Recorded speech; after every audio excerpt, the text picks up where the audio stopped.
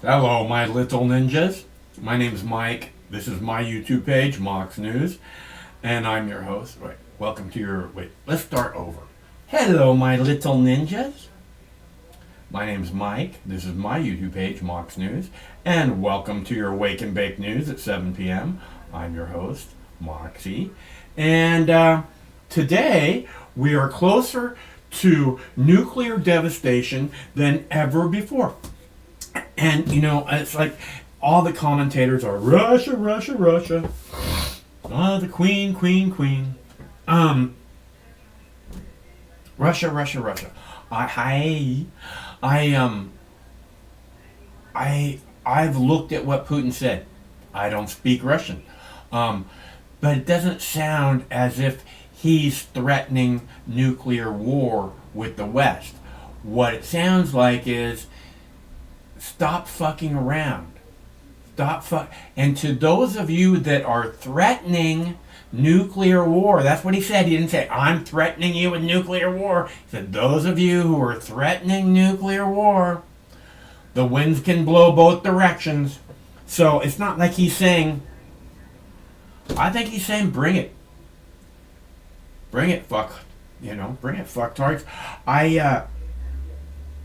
The statement, and I'll play the statement for you once or twice, probably, maybe, who knows.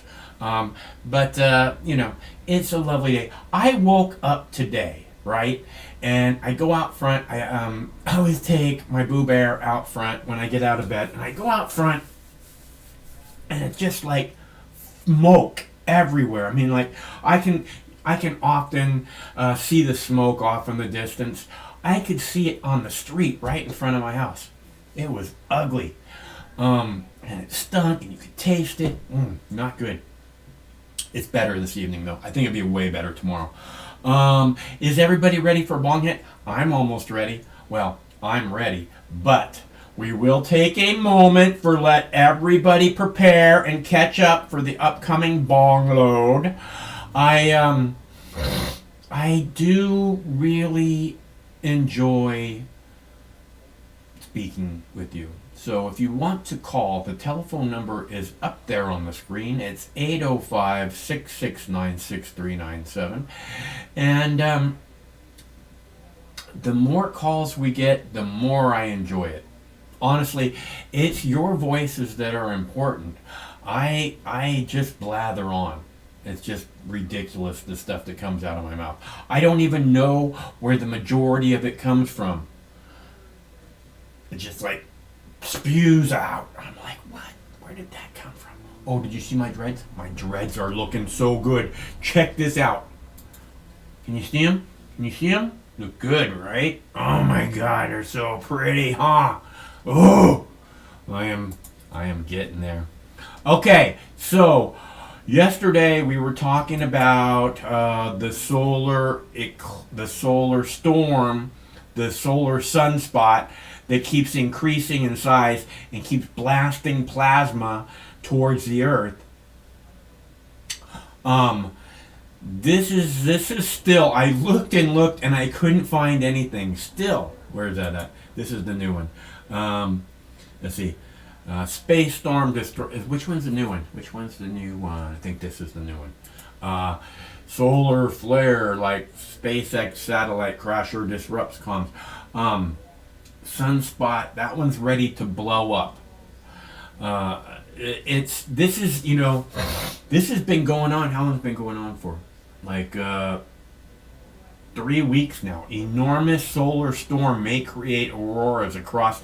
It may fucking put the knock out the fucking where's it at? Where's space.com? Space.com. Right there. Massive solar storm knocks out radio communications in Africa and the Middle East.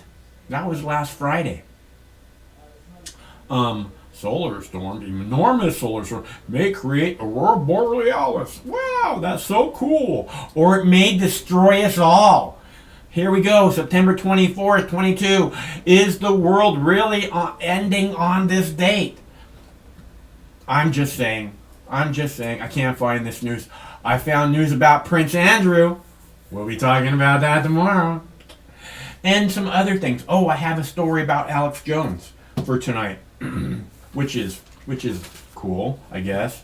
And then most of the rest of it's all about Ukraine, because that's really the subject. I feel I'm not afraid of this nuclear stuff, as you all know. I've talked very highly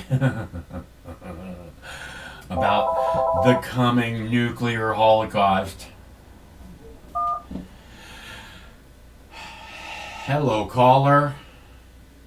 Hello, Comrade Mike. How are you today? I'm good. How are you?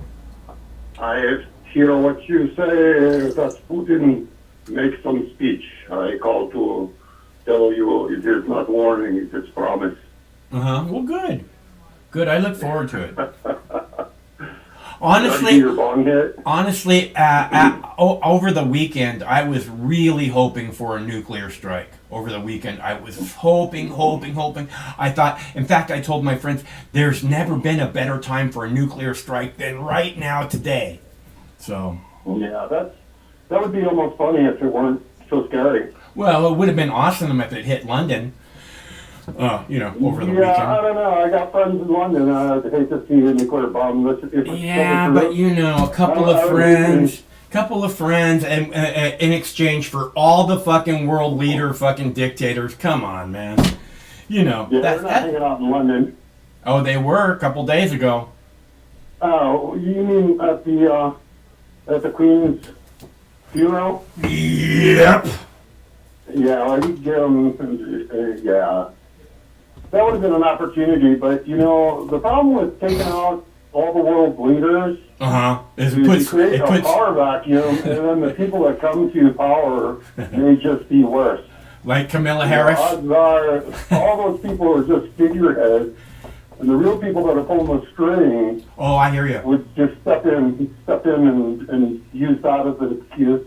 I agree. To do a complete police state. No, I agree completely, and that's really the only real drawback to bombing, to getting rid of all the world leaders is exactly what you're saying. I mean, the last person we want with their finger on the button is Kamala Harris.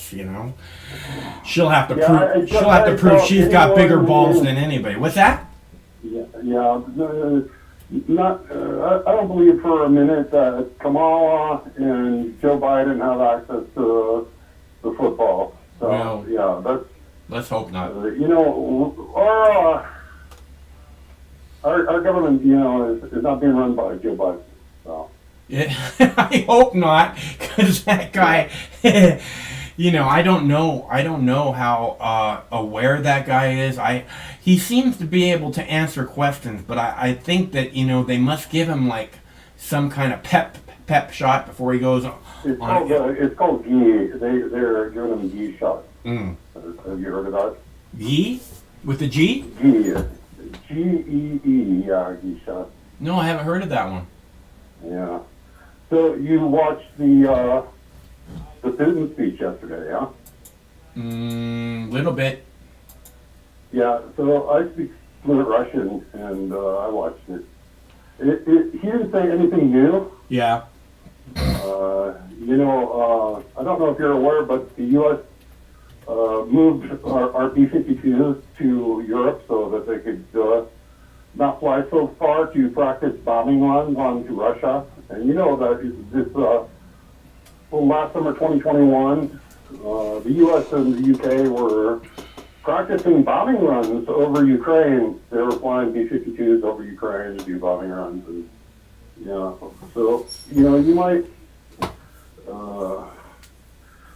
imagine that in reality of the countries involved, only one of them has ever used an atomic bomb, against a civilian population. So I know that was one of the things I was looking for today when I was looking for clips. I really wanted something from Japan, and because I thought maybe they'd have something interesting to say, but it just sounded like what everybody else was saying.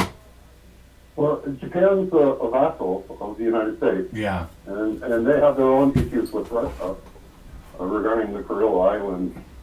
Sure. You know, yeah. But my biggest takeaway was the fact that he said flat out that it's not a war between Ukraine and Russia. It's a war between Russia and the United States and Europe. Yeah. You know, and in reality,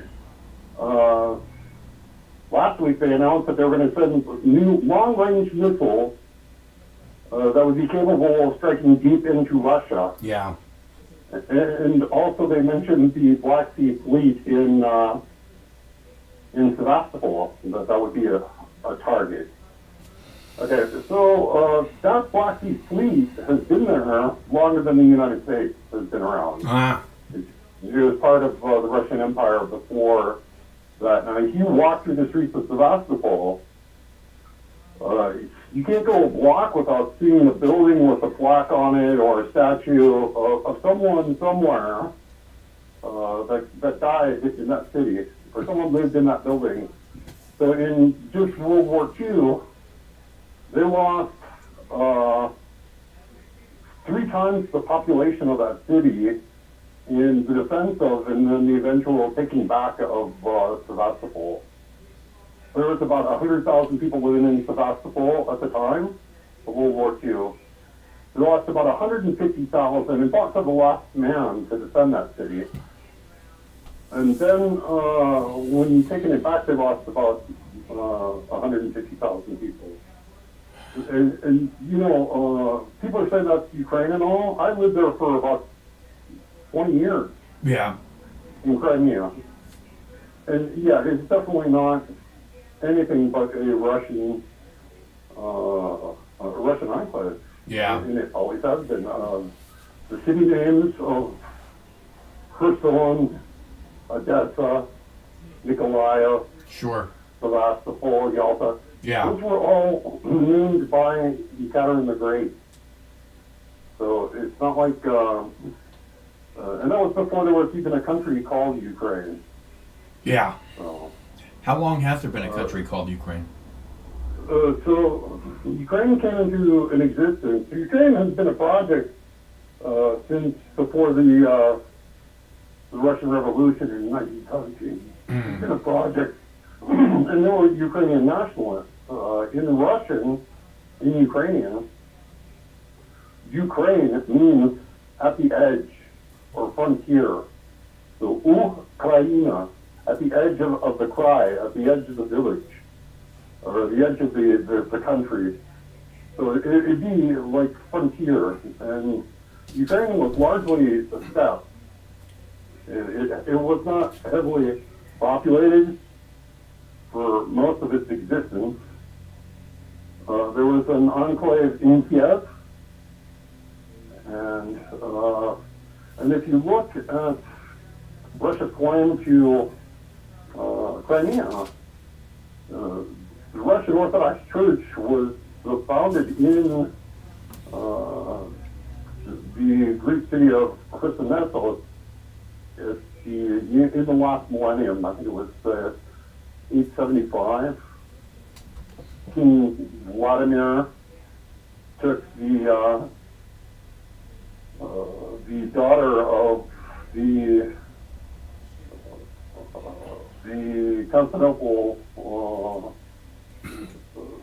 I don't know if it was the king of Constantinople or the head of the church, the Orthodox Church, but he was married into the Orthodox Church. Mm. And from that moment on, Russia's been Christian. It was a state religion. Huh. And yeah, that was long before any kind of Ukraine. Yeah. As far as all the bravado, the America fuck yeah crowd, Yeah. saying, you know, Russia's losing and we'll kick their ass and so on Right. and so forth.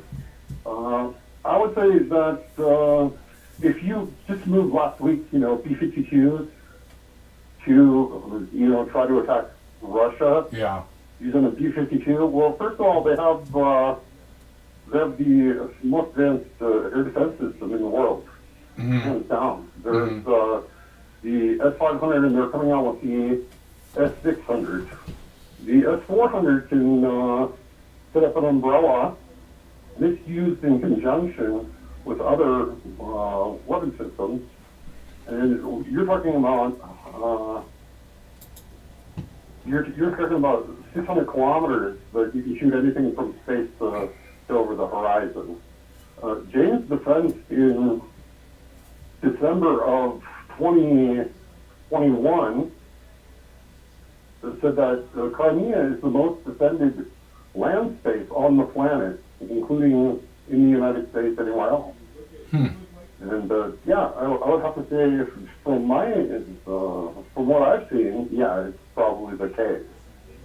So now, go ahead. They're saying that Russia killed a bunch of people and buried them in the woods. Yeah. Okay, they've said a lot of things. They've said that Russia's bombing a nuclear power plant. Yeah. Russia is inside that nuclear power plant. Right. They've been there since the start of the war. One of the first things they did is secure the nuclear power plant.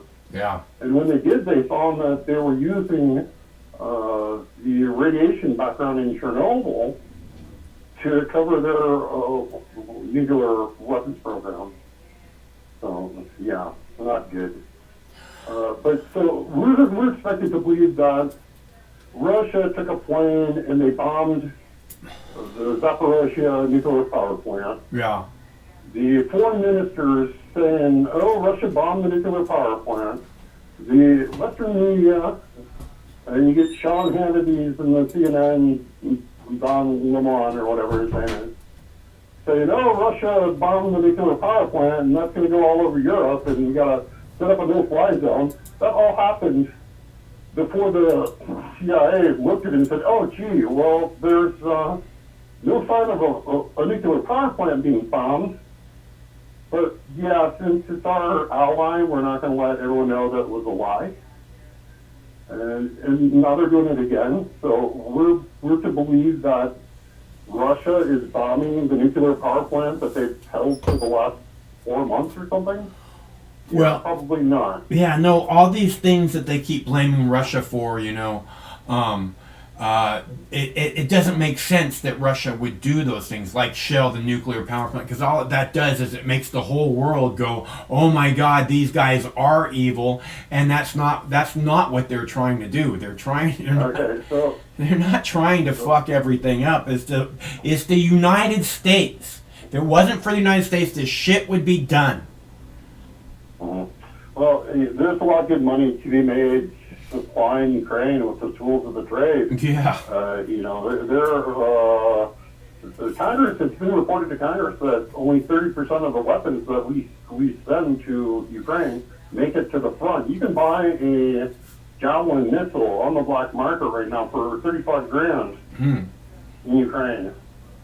That's like a 1/5 the actual price of the Javelin missile. Yeah. Huh. And law is about 30, something like that.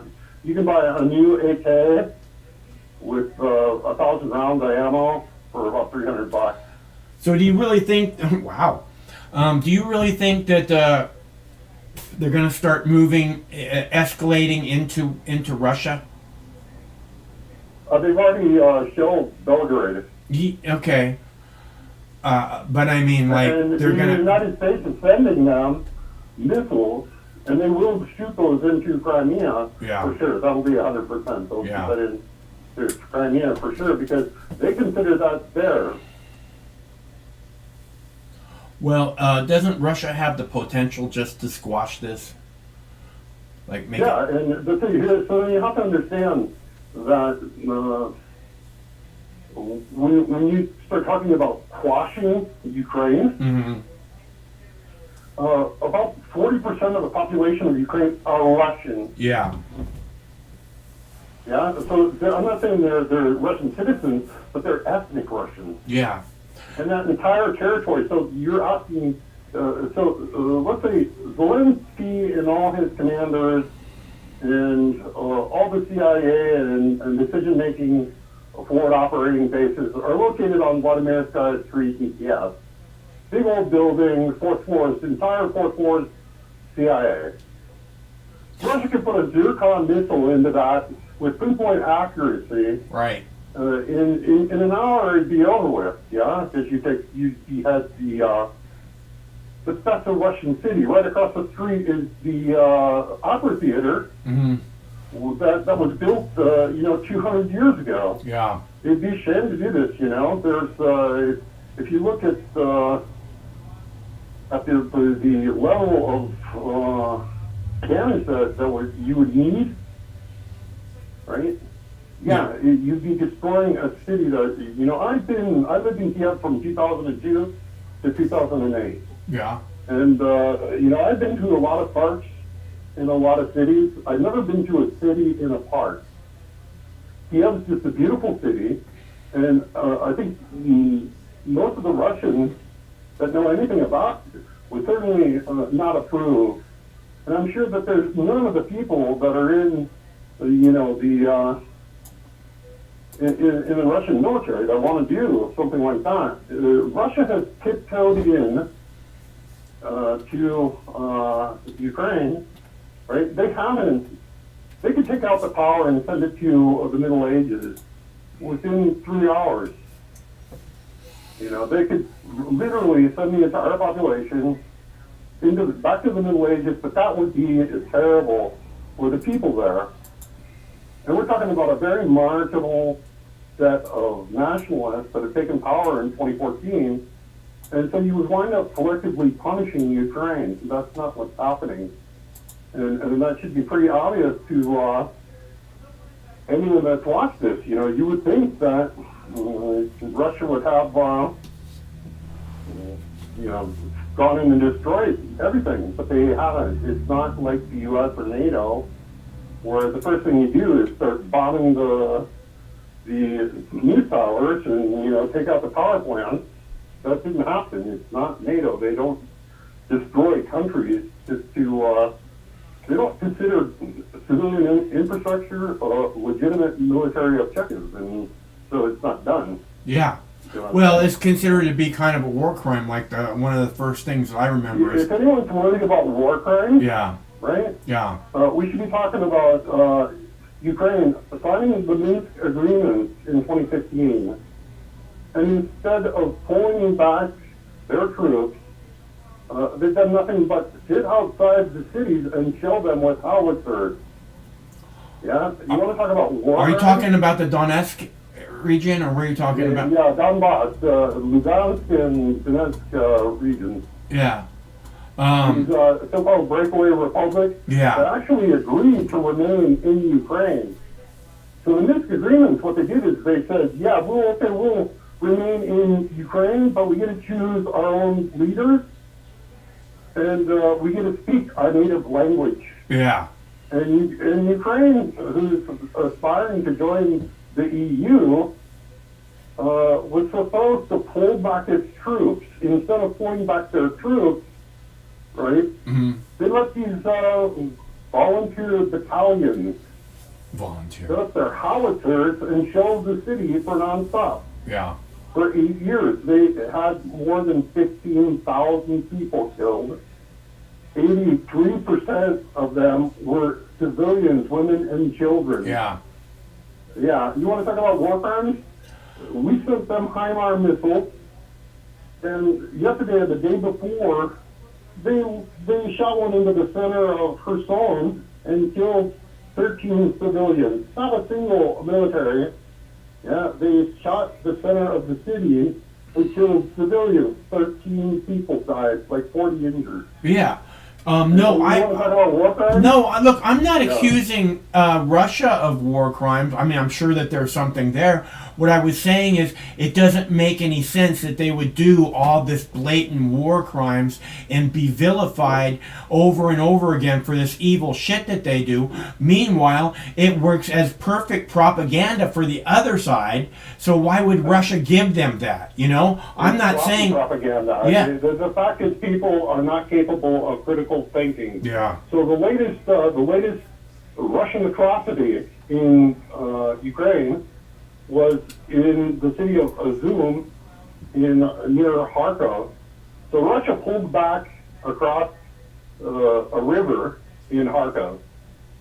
And one of the cities that they say, the Ukrainians say that Russia killed a bunch of civilians and buried them Right.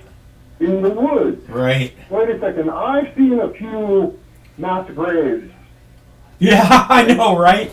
So you don't like bury someone and then plant a cross there, Right. right? So For like they're showing for like a marker to say, hey, they're over here. Go ahead. Right, they're showing people that have been buried with crosses or something like that, Yeah. right? Yeah.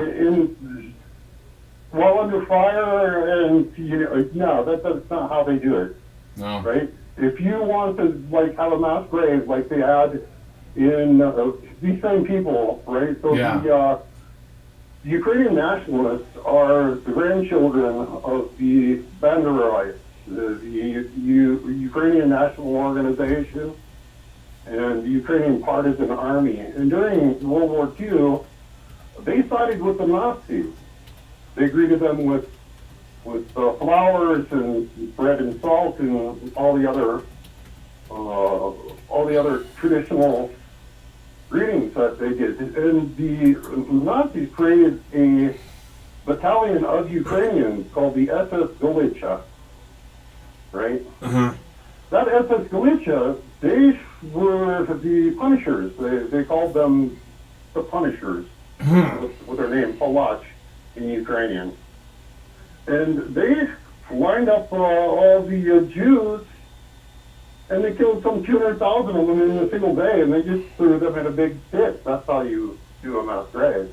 Of course, that's exact. I mean, we've all seen the mass graves. You don't dig separate little spots and then mark them. It's not the way you bury people in a war crime situation, which is what they're calling it.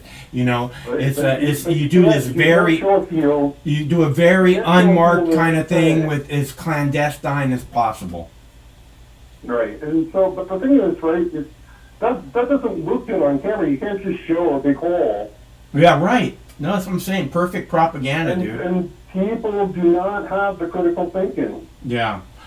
Or they know that the media is complicit with the arms industry, and they will go and they'll go along with it and say, "Oh yeah, well Russia bombed the nuclear power plant." So the next day, "Oh yeah, well something else happened that was just a lie." Yeah. No, it's all a lie, right? The first victim of war. Casualty of war. Yeah, right. Casualty, right? Sure. The truth. Hey, I got to take a break. I can't tell you enough how much I appreciate you calling. So I look forward to talking again. All right, buddy. Take care, Mike. Okay, you too. I am going to go heat up my tea. By the way, there's a there is an article today that says people who drink at least 4 cups of tea have a much lower rate of diabetes, and people who already have diabetes, it can help. I'm coming back. I'm doing a bong hit. I can't thank you all enough for tuning in, because it's always better when you're here. Beyond a shadow of a doubt. I will be back momentarily. Thanks so much for tuning in. If the territorial integrity of our country is threatened, we will without doubt use all available means to protect Russia and our people. This is not a bluff, and those who try to blackmail us with nuclear weapons should know that the prevailing winds can also blow in their direction. The question is, should any American trust a so-called news organization dedicated to propaganda? Well, the danger of nuclear war intensifying as Vladimir Putin issues a new warning to the West over Ukraine. That message coming shortly before President Biden addressed the United Nations General Assembly in New York. NewsNation correspondent Kelly Meyer is live in Washington. Kelly, how did President Biden react to his Russian counterpart's not-so-veiled threat? Well, Nicole, we heard not only from President Biden, but just moments ago from Ukrainian President Zelensky. So we'll get to what he said in just a moment. But first, President Biden blasting Russia's Vladimir Putin for threatening nuclear war, saying, quote, a nuclear war cannot be won and must never be fought. The Russian president warning today this is, quote, not a bluff, saying he'll use all the means at his disposal. This was in a 7-minute address. Putin ordering as many as 300,000 reservists be ready for the fight as he struggles to replenish his troops for this war.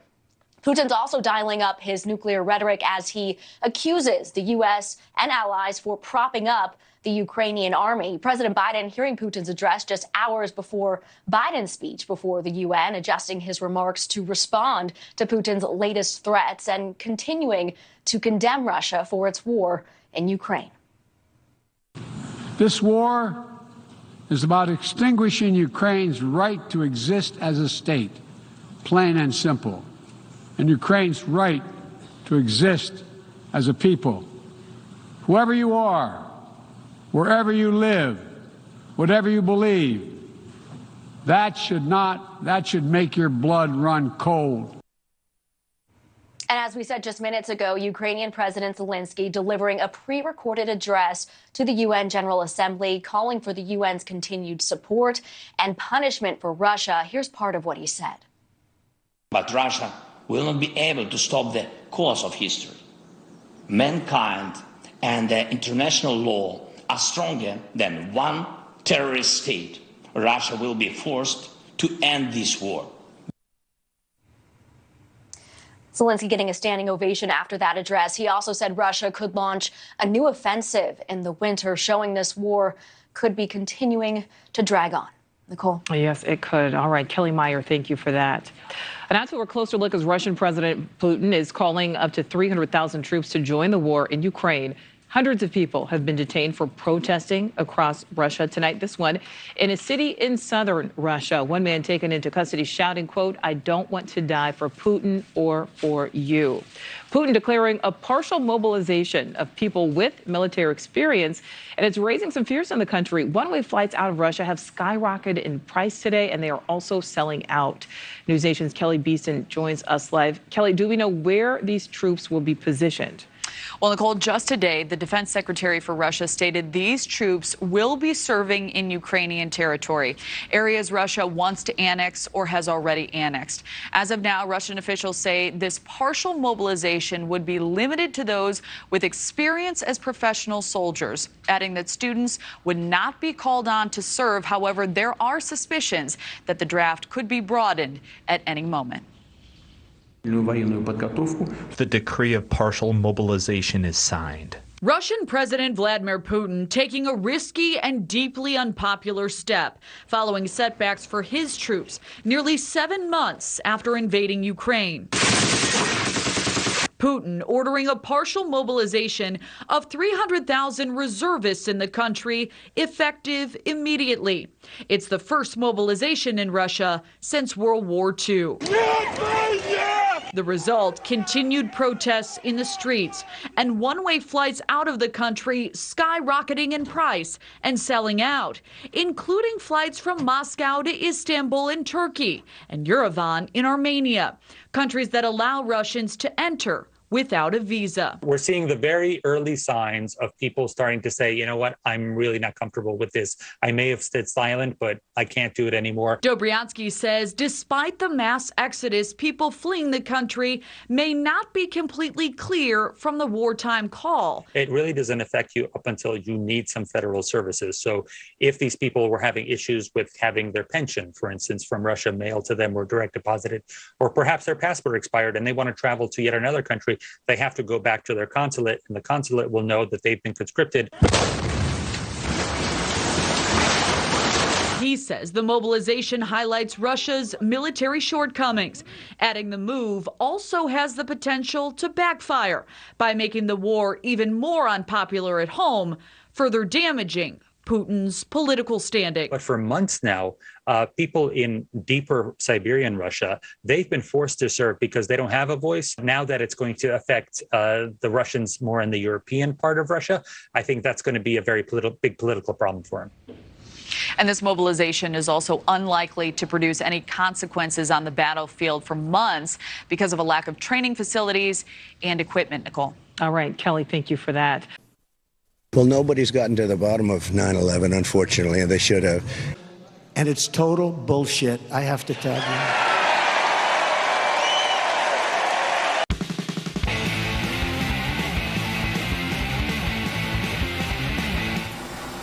I don't know what that is.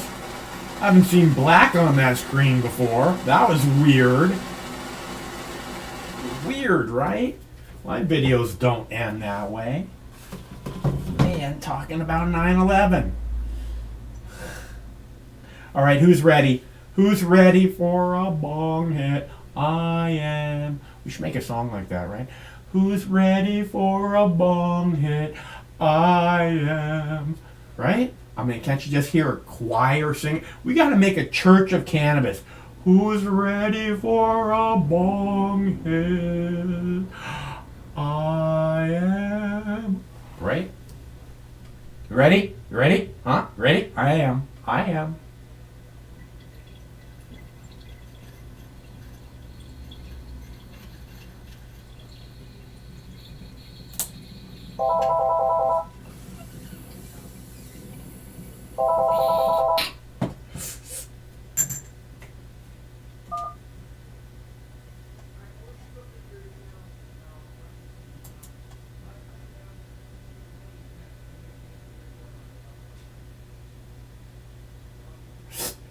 Hello, caller. Hey, it's Butch. What's up, bud? No, I said Butch. Butch? Yeah, Butch, B-U-T-C-H. Right on. I lived with the Butch in Maui. Was it me? No. She had bigger tits than you, I'm sure. How do you know how big of mine are? I'm guessing. She had big tits. Oh, did you objectify her? Do objectifying on her or were you on a relationship or roommates with her? She's my roommate. She's Butch, dude. She's not in Maui, okay? Every single day, she wore a wife beaters t-shirt, construction type jeans, you know, that are like kind of worn out a little bit, combat boots, and a black leather jacket. Every single day in Maui. That sounds very cool. How come you're not on the screen? The video you want to disappear on the screen. Did I? What's up with that? I mean, this coalition of misfits, and they cobble together, and they don't work on it. Let's see. I don't know how that happened. I wonder if the other ones are. Do you want me to get my friend Terry to call you? He knows technology and could help you. He helps people when they struggle to do their stream. It's his job. Right on. What an awesome guy. No, I'm good. I have like five. I have like 5 Terrys already. Oh, really? I bet my Terrys are better than yours too. But my Terry would have figured out how to get you on screen by now. I'm on screen. I've been on screen for a minute.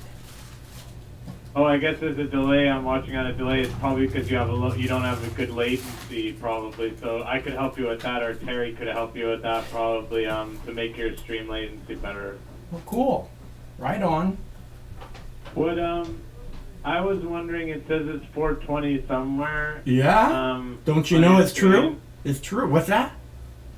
It's not true because it's not the way time zone works. It could be 4:38 somewhere, or maybe 4:18. But what about it being the way 4:20 works? See, we're not talking about the way time zone works. We're talking about the way 4:20 works. But 4:20 is what time zone? Like Eastern time zone? Because it doesn't necessarily mean a time at all. So it doesn't necessarily mean Eastern or Central. It could be, you're saying it could be Mountain. Do you see? Well. Can you see the clock? It says it's 10. It says it's 10 minutes after 10, and then it says it's 4:20 somewhere. No, it's not. It's always It's always 4:20 somewhere. All day, every motherfucking day. That's not the way time zone works, because it has to be on the same time when it goes across the time zone. So. It's not 4:20 somewhere now. It sure is. It was just 4:20 here a second ago, and it's going to be 4:20 again real soon. No, I couldn't have been 4:20 a second ago because it would have been have to be maybe 5:30 or 5:37 or something. It couldn't have been 4:20 a second ago. That's not how it could have not been possible. You are monumentally naive. Is that what you're trying to tell me? Well, you're going to try to get out of it by complimenting me? No, it's not going to work. No. I don't think you understand the 420 concept, my friend. I think I understand. You don't understand the time zone concept, and you think... I don't care. Time is a fucking imaginary thing that the society places on you. How did it get on the clock if it's imaginary? How does it get on all the clocks? What? The time gets on all the clocks at the same time. How can it be imaginary? Because just like so much other bullshit on this planet, in this society, that people, this completely imaginary, that people insist on believing. Then name one thing that's bullshit in society. Society is nothing wrong with it. Name one thing that's wrong with it. Mainstream media? Yeah, well, you say that and you're on Fox News. You got it right.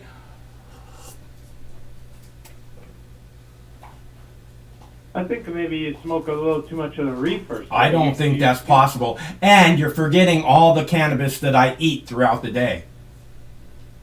Do you have a drug problem, sir? Do you think cannabis is a drug? Yes, sir. Schedule 2, 3 narcotic.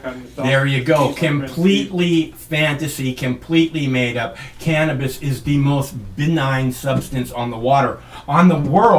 Water is far more dangerous than cannabis. So we're clear. I disagree with you, sir. I'm sure you do.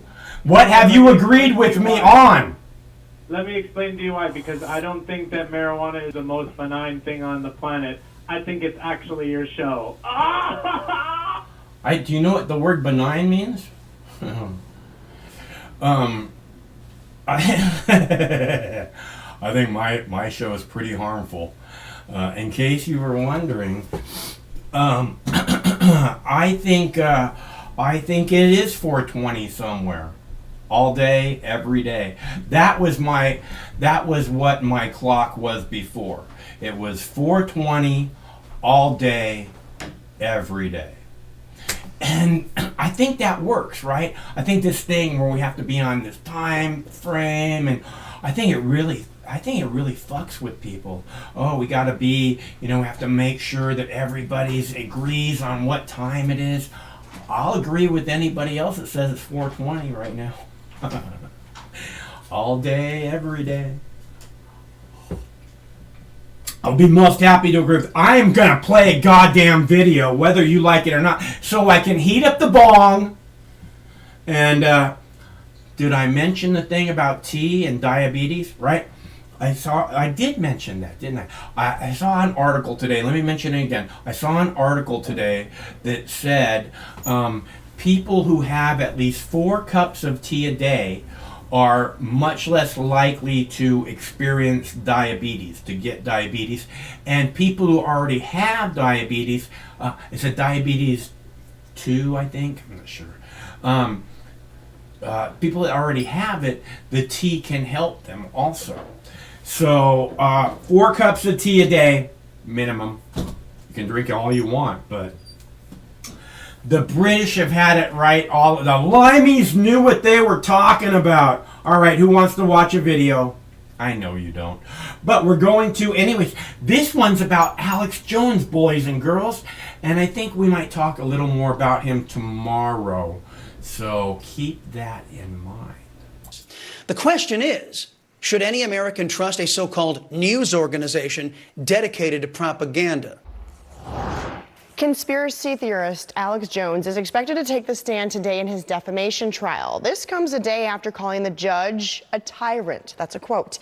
As correspondent Gene Casares reports, a jury is deciding how much he should pay families of Sandy Hook shooting victims for calling the massacre a hoax. This is a travesty of justice, and this judge is a tyrant.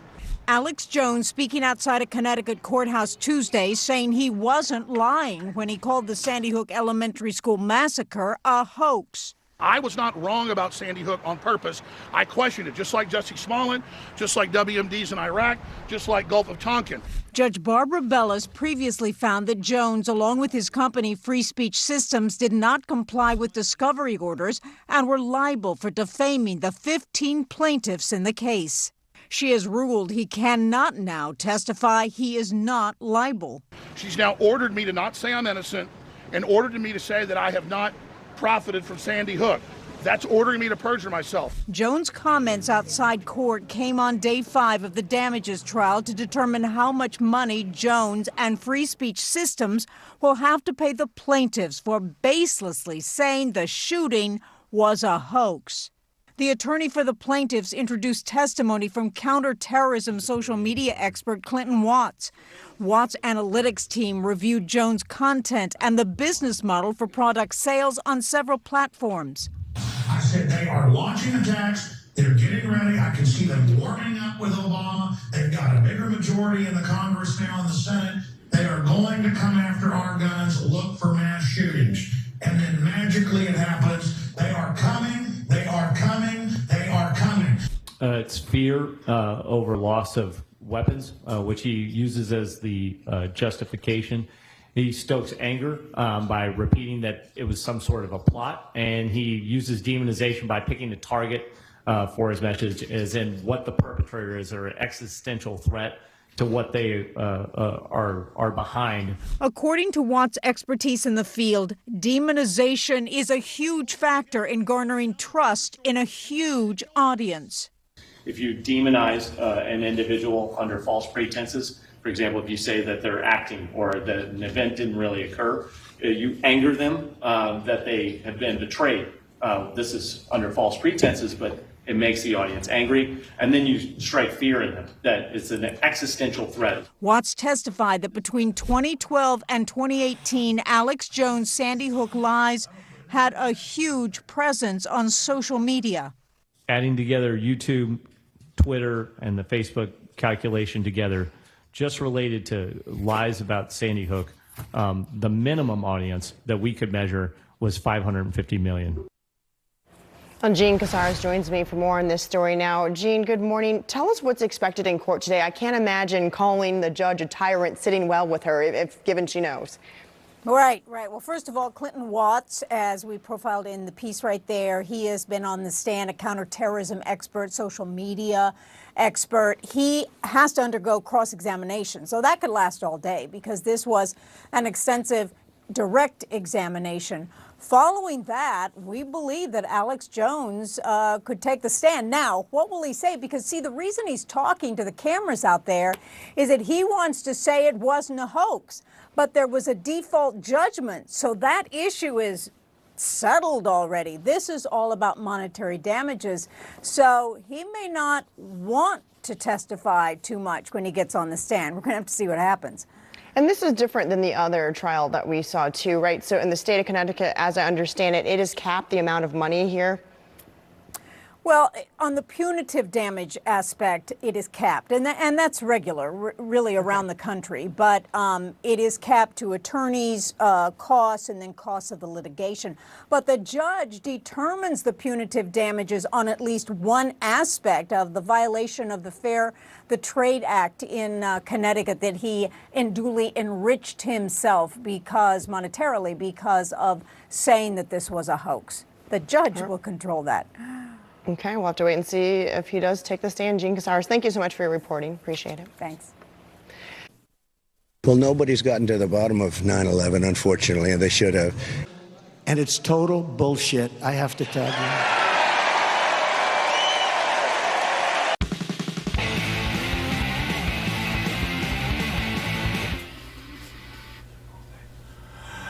That is such good music. I love it. I'll see if I can find that article about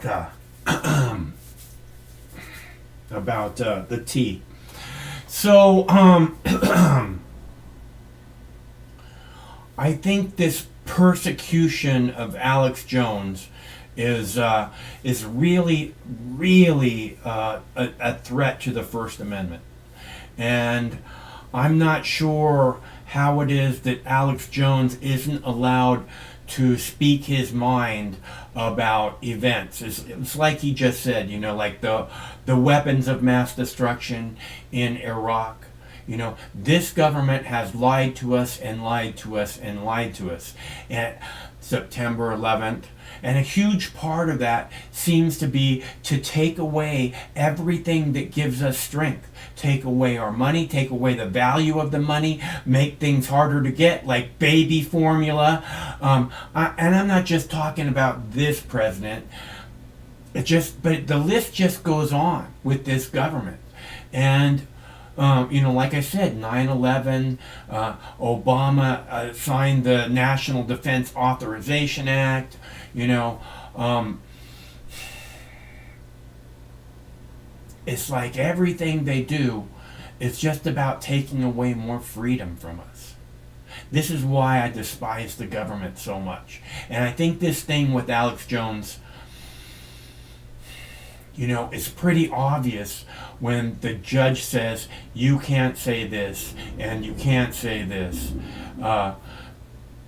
You know, I mean, it's, again, this is the freedom of speech. Number one, he's being told that he can't have freedom of speech to question what the mainstream media is saying. He does not have that long bit. And then to defend himself, this judge says, you can't say that. You're not allowed to say this and this and this. So,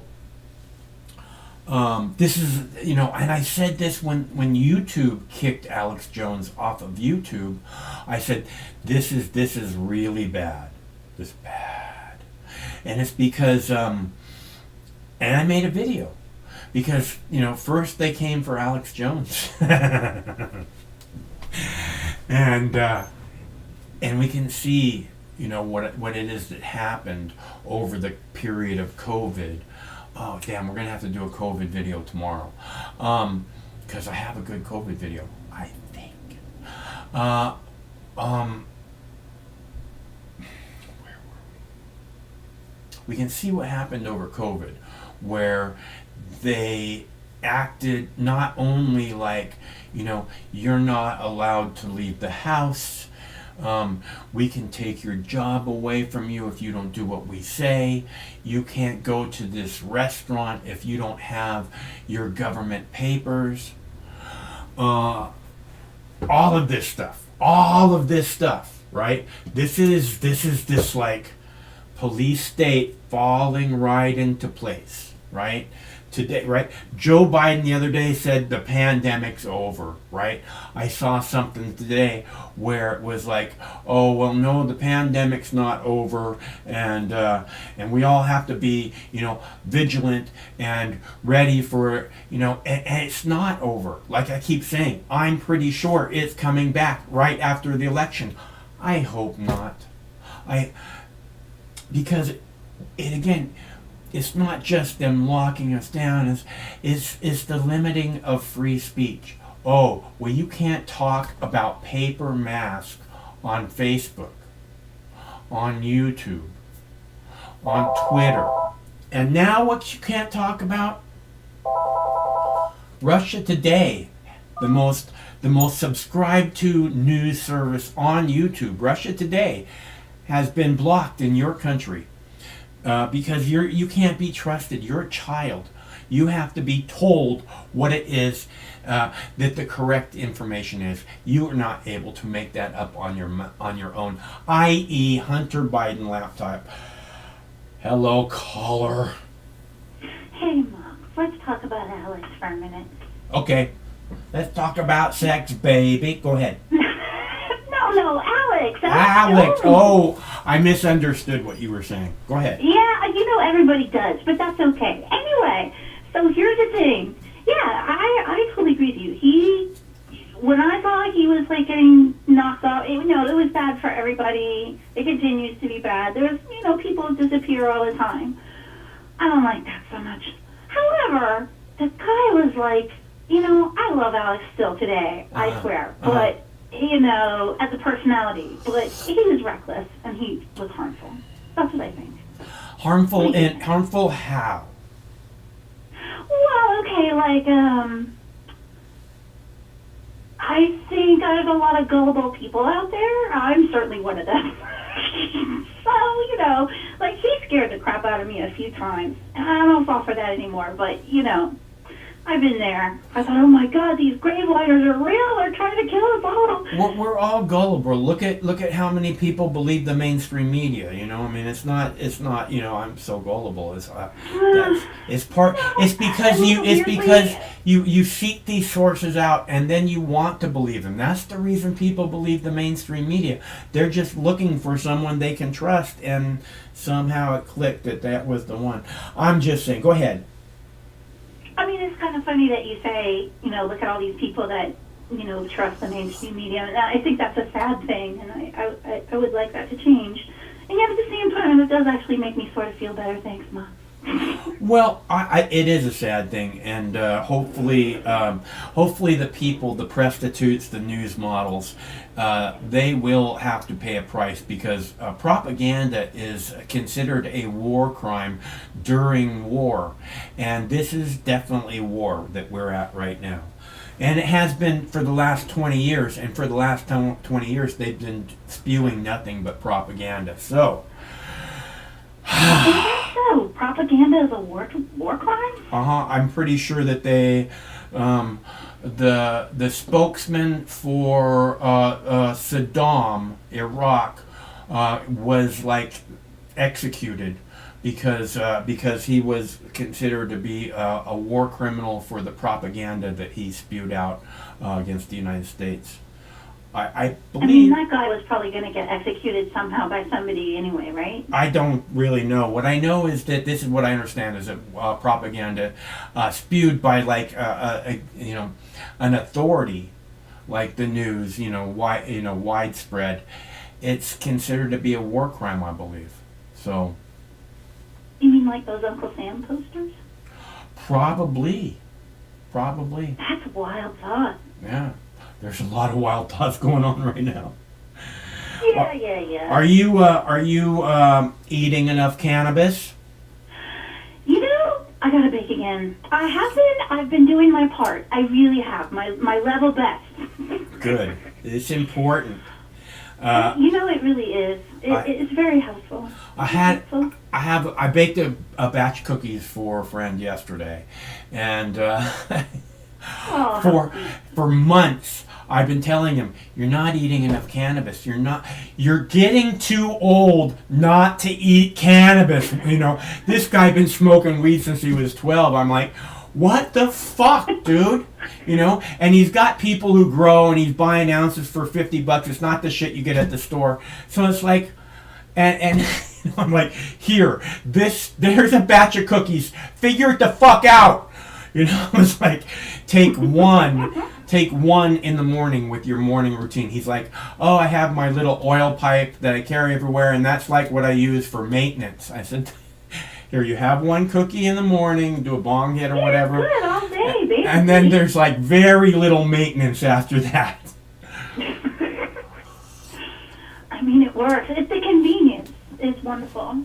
It just takes the edge off so much, and it's so good for you, and it's so sad that it's been kept from the people for so many generations. That's true. Well, you know, all this Putin stuff, I'm actually getting curious now. I know it's like, I don't speak any Russian. Well, a couple of words, but, you know, I don't know. I want to see it for myself. See what? I want to see Putin's speech. I want to see what he really said. I can't understand Russian either, though. Right. So then you go and you listen to what the closed caption says, and who knows who's writing that, right? So I hear you, and that's all I think. Like I said, I don't speak Russian, so I don't know what he actually said. But then that's my questioning, you know, the propaganda. I just. Listeners that speak Russian, and you can tell us what he really said. You know, drop a comment or something. Yeah. Call up. Let us know. Well, the last inquiring minds want to know. The last caller said that he speaks fluent Russian, and he was saying, yeah. And what? Yeah. What? I missed that. I was roasting vegetables. He But, lived. You know, He lived in the Crimea, Ukraine area for 20 years before he came back. He came back because of the war. Yeah. Well, there's a good reason. Yeah. I called him chicken shit. I said, "Oh, you running away, huh?" I mean, I think it's a reasonable plan. I think running away is a good plan. Every chance you can run away, you run away. I mean, I try mostly. Look, standing and fighting, that's the whole thing. That's what fear is all about, right? Fear is about fight or flight, right? And you hear me all night long going, fight, fight, fight. But that's because that's where we're at. And I want people to be strong. I don't want them to be afraid. If you got to choose one or the other, be strong. But fear is all about fight, flight, or fight. Right? So if you can run every goddamn time. But if you got to fight, don't be afraid. That's all I'm saying. I mean, fighting is not such a terrible option. But you know, if we're going to talk about fear, don't forget about my friends Freeze and Fawn. You know, they're out there too, doing their part. Have you heard of that? No, I don't know. I don't know what you're If saying. somebody gets afraid, they just freeze. They don't do anything. Oh, well. And fawning would be like, "Oh, Mr. Putin, can I get you some donuts?" Well, I bet she's got really good donuts. Can I have one of those? Oh yeah, the Eastern Europeans, man, they make some awesome donuts. You know what? I cannot find a donut within about 10 miles of my fucking house. And it's driving, or a bakery. I'm like, what the hell is happening? I mean, I can go to the grocery store and buy donuts there, but it is not the same thing. Yeah, no, it's not. You could make them. Yeah, I've been making a lot of oil. I've been making blueberry muffins. Those are almost as good. Sounds wonderful. I can't find any dessert at the store that I like or that I want to eat. It's just icky. Yeah. I've been making blueberry muffins, and that's pretty darn good. It's better to make your own stuff, really. Yeah. I think. Tastes better. Who knows who's been touching it, and the other stuff, right? Like, ooh. They've been coughing all over it, probably. They got the plague, and they licking it and then putting it in the box. Oh, man. Man, that plague was really disappointing. Which one? The one we just had. It didn't even kill me or nothing. Well, you don't want we don't want the plague to kill you. It's not a good way to go, hon. You deserve it wasn't any fun. That's for darn sure. You deserve a much more worthy death than that. That's hard. Yeah, well. That's the main thing. That's one of the main things that I'm concerned about at this point in my life. Is I don't want to die from like a stroke or a heart attack or something like that. Not because I don't want to die, but I don't want to sit there drooling in a chair waiting to die. Tried to euthanize me yesterday, Yeah. See, that would be better. I don't want to sit there. Well, I mean, if you got to pick a way, Yeah, I know. I think people should be allowed to have suicide, especially if there's some kind of I don't know about clinical, but you want to make it simple and kind of pain-free. What was that? There was a Soylent Green in Oregon. I don't know. Yeah, I believe it is legal in Oregon. Soylent Green had a thing where they would take people. The movie. They would take people into like a theater, and there'd be like a large screen, and it would show this beautiful sunset, right? And they'd like. That's pretty much what my bedroom looks like. Mine. Yeah, I totally remember that. I always thought, oh, that was great. So, I just think there's way too many laws, and you know all this already. I know, honey. I know. There are. Well, you're not wrong. A lot of them are just so dumb. all of them seem like it's about babysitting adults, you know, and you may need some guidelines here and there, but I don't think you need to be told so much stuff. Maybe you do. Not you in particular, but you know, maybe people need to be told when it's safe to cross the street. I don't know. I think it's pretty obvious when it's safe to cross the street. I mean, yeah, okay. I suppose. Well, and this is just, that's the basic thing. I mean, I know it's okay if I want to drink raw milk. I know it's okay for me to eat cannabis. I know that I'm going to survive. It's okay for me to eat mushrooms, LSD, all these different things. I didn't need the government to tell me this. And the government's full of shit for telling me the exact opposite. By the way, I have to get back to microdosing. It's been a minute. Yeah. Oh. It's been like, I don't know, 10 hours for me, but that's okay. That's really good. I'm really glad to hear that. I just, something happened. Oh, remember I had to take like 2 weeks off or whatever because I was having a breathing issue. That's that interrupted my well, that happens. Yeah. Things happen. Sometimes. Mostly. Mostly. You like that word as much as me, huh? I do. It's a great word. I love that word. I know, it is, right? Well, you're giving me big ideas now. Oh, right on. Well, that's really good. I'm always thinking over here. I know you are. I know you are. It's you know, and it's kind of like almost like you can't shut it off sometimes. Like, and you don't want to because you have all these wicked cool thoughts, right? Yeah, I mean, sometimes they're cool. I mean, a lot of times I'll just sort of sit and watch them, like, all right, that's interesting, whatever. Yeah, well, that's kind of the way I think having thoughts works. Not if you believe them. Well, gotta watch out. Just because you think stuff doesn't mean it. Well, I think you're confusing seeing things and having thoughts. Well, you know, for some of us, it's kind of the same thing. See, there you go.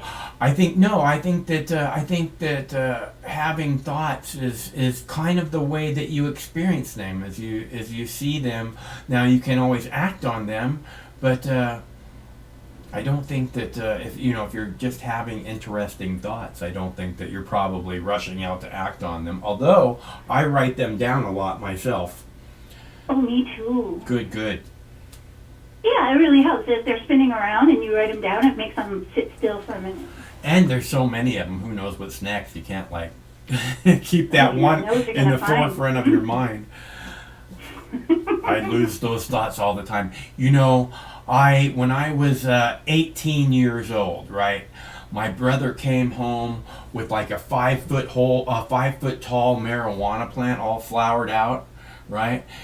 It's like, holy shit! Nice. And well, he stole it, but I was gonna say he must have dug that up from somebody's yard. And I was 17, 18, right? And we took like those big zigzags, like the orange ones. We took like 4 of them and glued them together, and each rolled up a big fat bomb or joint, and we started smoking those. And I got about 3/4 of the way or 2/3 of the way through, and all of a sudden I knew the answer to all the world's problems, right? Yeah. And then what happened? The War of the Worlds came on TV. Oh no. And I was like, oh, you should write this down. I'm like 17, 18 years old. You should write this down. And I went, no, you know what? This is so fucking overwhelmingly big. There's no way I can forget it. I had the answer to all the world's problems, and I fucked up. So now I write shit down. There they go. Just like that. There it went. Oh, jeez. Well, on that note, maybe we need another bong hit. Soon enough, we'll get one. Look, I'm so happy that you're part of the show, honey, and I love hearing from you.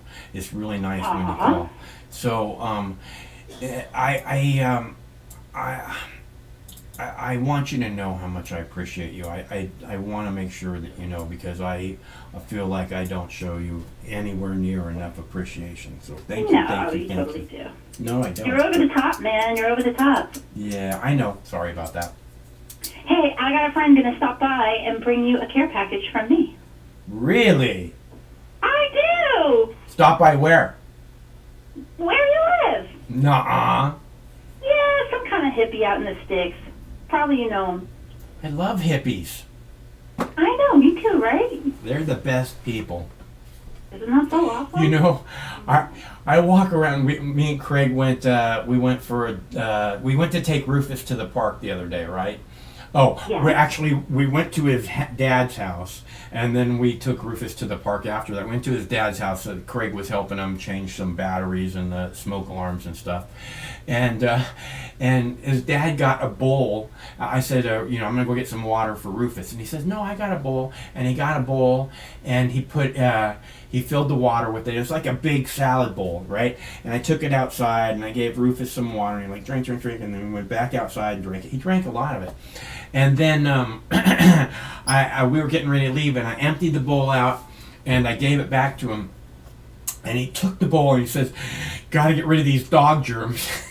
And he puts it in the dishwasher, and he there's nothing else in the dishwasher, and immediately runs the dishwasher, and I'm like, dog germs. Oh my God. Just, I said, you remember Charlie Brown? And he did not respond to me, so I think he did. So. Oh my goodness. Dog germs. All right, honey, I'm ready for this bong hit. I don't know. All right, well, you should do it then. I'm not looking at you. I'm looking at you. I'm looking at you. You're looking at me. I'm looking at you. All right, I'll tell you what. I'm going to go and I'm going to play another video, and we'll come back and we'll have a bong hit. Can you wait till then? Yeah, I can do it. You don't have to. I mean, I can make it. Okay, you can do it. Now, and I'll have another one later. Now and later. Good plan. I'll talk to you in a minute, Earth, and we'll have a sweet puff in a minute. Bye, honey. Bye. So, let's see. I'm going to play a video here. It's going to be a short video. Okay, it's not going to be one of the really long ones. It's 4 minutes. So, I'll be back in 4 minutes. Get your bongs ready, my little ninjas, and we'll have a nice fat puff. The question is, should any American trust a so-called news organization dedicated to propaganda? With us right now, and I've talked to this lady from the very beginning of this war. I always was struck by her bravery, her country bravery here. She's with us right now. Kara Rudik is a Ukrainian parliament member, kind enough to join us. Very good to see you in the flesh and all of that. Good to be here. Thank you so much for having me. You know, we were chatting during the break. I can remember when people were thinking when the war started, it would be over in days. Here we are 7+ months, and the tide has turned, hasn't it? It has. And today, I'm here in New York. I was protesting with fellow Ukrainians alongside the UN, demanding that Russia will be kicked off the United Nations. It doesn't look like it's going to happen, though. How do you feel about that? Well, calling for you, Neil, 6 months ago, nobody believed that we will stand for more than a couple of days. Very good Then, point. Very nobody good believed point. we will receive heavy weapons. Yeah. Then, nobody really believed that we will be going on counteroffense. Now, watch us. So, right now, I can only tell you, we are on the job. And we want to kick Russia off the UN, and we do believe that it will happen. Maybe What not did you today. think of? You hear Vladimir Putin out talking about the nuclear option. That's a little scary. Well, I don't think that it was any different like 6 months ago or 5 years ago. But today, when he made this speech, when he said about the mobilization and nuclear weapons, I think the voices that are there saying, Putin wants peace, will be more silent. The voices that would say, oh, there is a way to agree with him, would actually stop. Because what we see, he only understands one language, is a language of power, language of force. And this is why the plan that we have in Ukraine has not changed since the beginning of the war. We will fight him, and we will continue asking for more and more support. Look how effective we are when we finally started receiving the weapons that we need so badly. Look how well we can push him back and his forces. He's just called up 300,000 reservists on top of 137,000 additional soldiers, so he's looking everywhere for more manpower to deal with this, but nothing seems to be working. Yeah, he said that he lost only, 6,000 men, but for some reason he needs 300,000 more to continue fighting. So, like, what is it like for you? Like, when you go back, and you obviously have friends there, how are Ukrainians just putting up with this? 7 months, on and on, unending.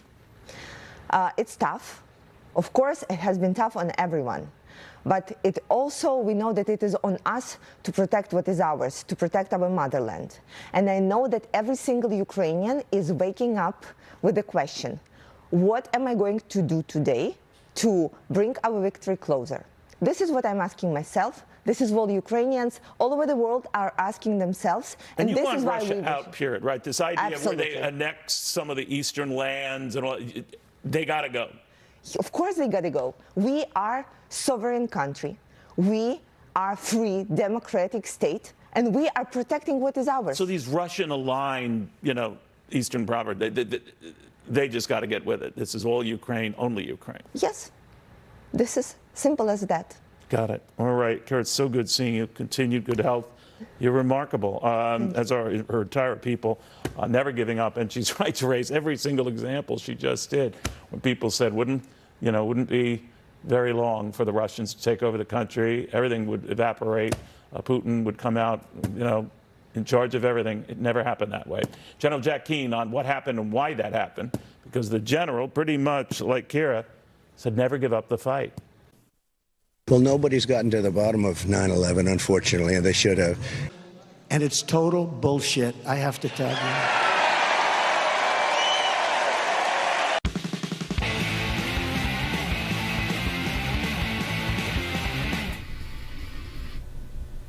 Who's ready for a bong hit? Oh, we didn't get a bong. Fuck, shit. I guess I'm not ready for a bong hit. Just a minute. Ha, April Fools. I am almost ready for a bong hit.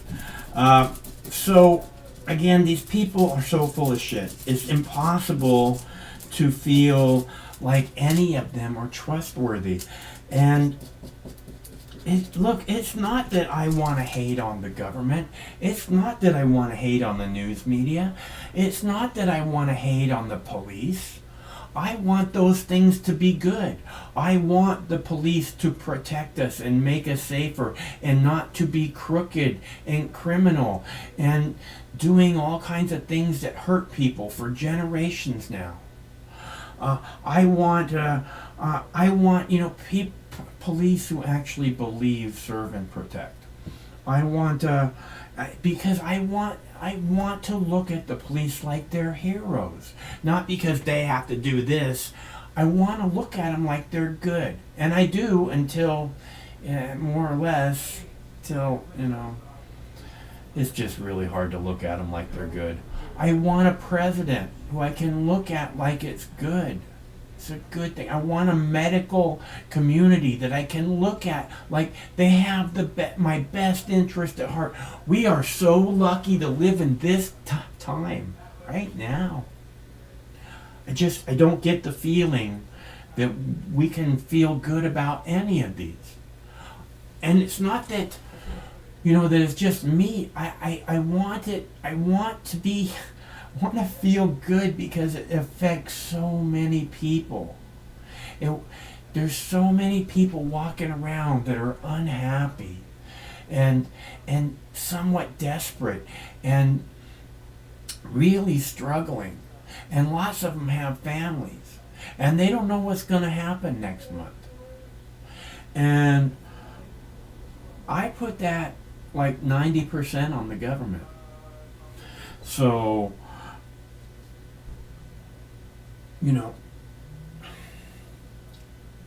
I want to feel good about these things. Because they portray themselves as good. which makes it even harder to feel good about it. Oh, look, we're defending you. We're raising the quality of life. Well, then how come life expectancy keeps going down and down and down if you're raising the quality of life for all Americans? Because that's not the way I see it. And this is what I was talking to Brandon about yesterday, is that, they do this together. It's not the Republicans, it's not the Democrats, it's the government. They want to take away your freedom. They act like their job is to limit your freedom more and more and more. And this is, I'll have a story tomorrow about this. They want to put breathalyzers in every car now, which is time to invest in breathalyzer stock, I guess. All the Congress people have. So that's what they want next. And I'm not saying they're taking away your freedom to drive drunk. What I'm saying is that this is another invasion of privacy, in which you have to show your papers, you have to pee in a cup, you have to shove this thing up your ass, and then maybe we'll let you do stuff. I despise alcohol. I think alcohol is probably a shittier drug than heroin. That being said, because you know why? Because a million women a day get raped in the world. A million women a day because they had one cocktail too many.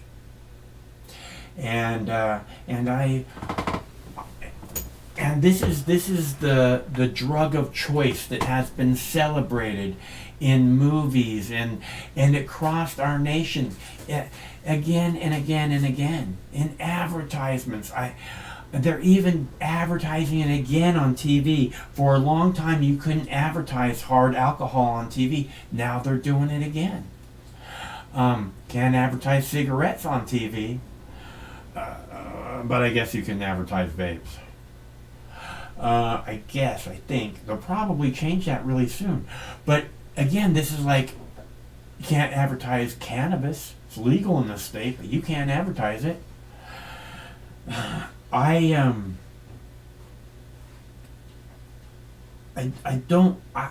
believe in you. It's not like they're taking away my freedom. I'm not pissing in a cup. I'm not showing my papers.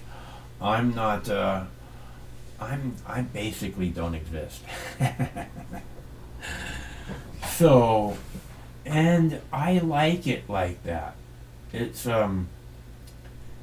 easier than having to, do what people expect of me. I don't want to do that.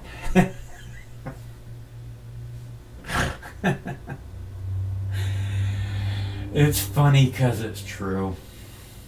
Alright, so I promised that girl, what's her name? That pretty baby girl, Jackie Cat. Craig has a very good idea. I'm going to set up the bong again. I should have had this done 5 minutes ago. She told me she was ready, but I was already there.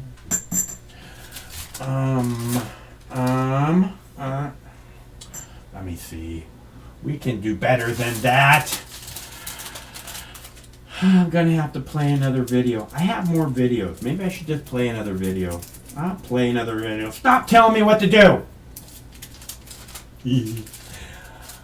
I walk around the house talking like that all the time, I'm not crazy, you're crazy! Okay. I'm just eating a proper amount of cannabis, and my angle, in case anybody's wondering, is mostly to keep a smile on my face, to find humor in my heart and in the world. And if that is your angle, if that is your goal, if that's the way that you move forward in the world, that being your attitude, that you want to have a song in your heart and laughter on your tongue. I think it's easier. And I understand why people don't walk around that way, because,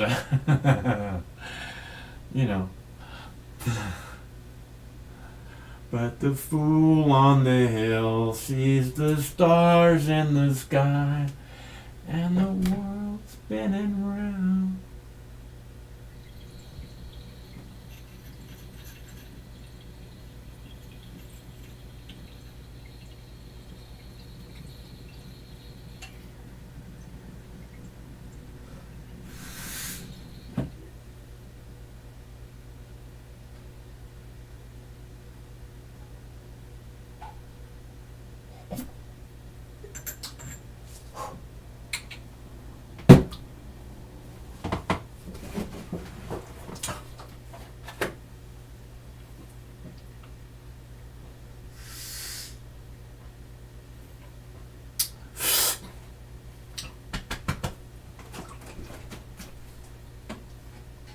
I did not bring my tea up here. Ah, that was nice. So, I have more videos. Screw your freedom. Screw your freedom. Screw your freedom. I have more videos. So we can play that in a minute. It's a call-in show. I love, having a discussion. That's why it is a call-in show.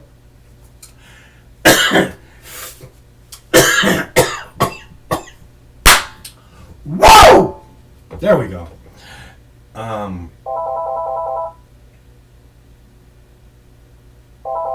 Really? Now? Hello, caller. Hello. Hey. Hello, Mr. Marijuana. Is this Mr. Marijuana Hour? I am the fool on the hill.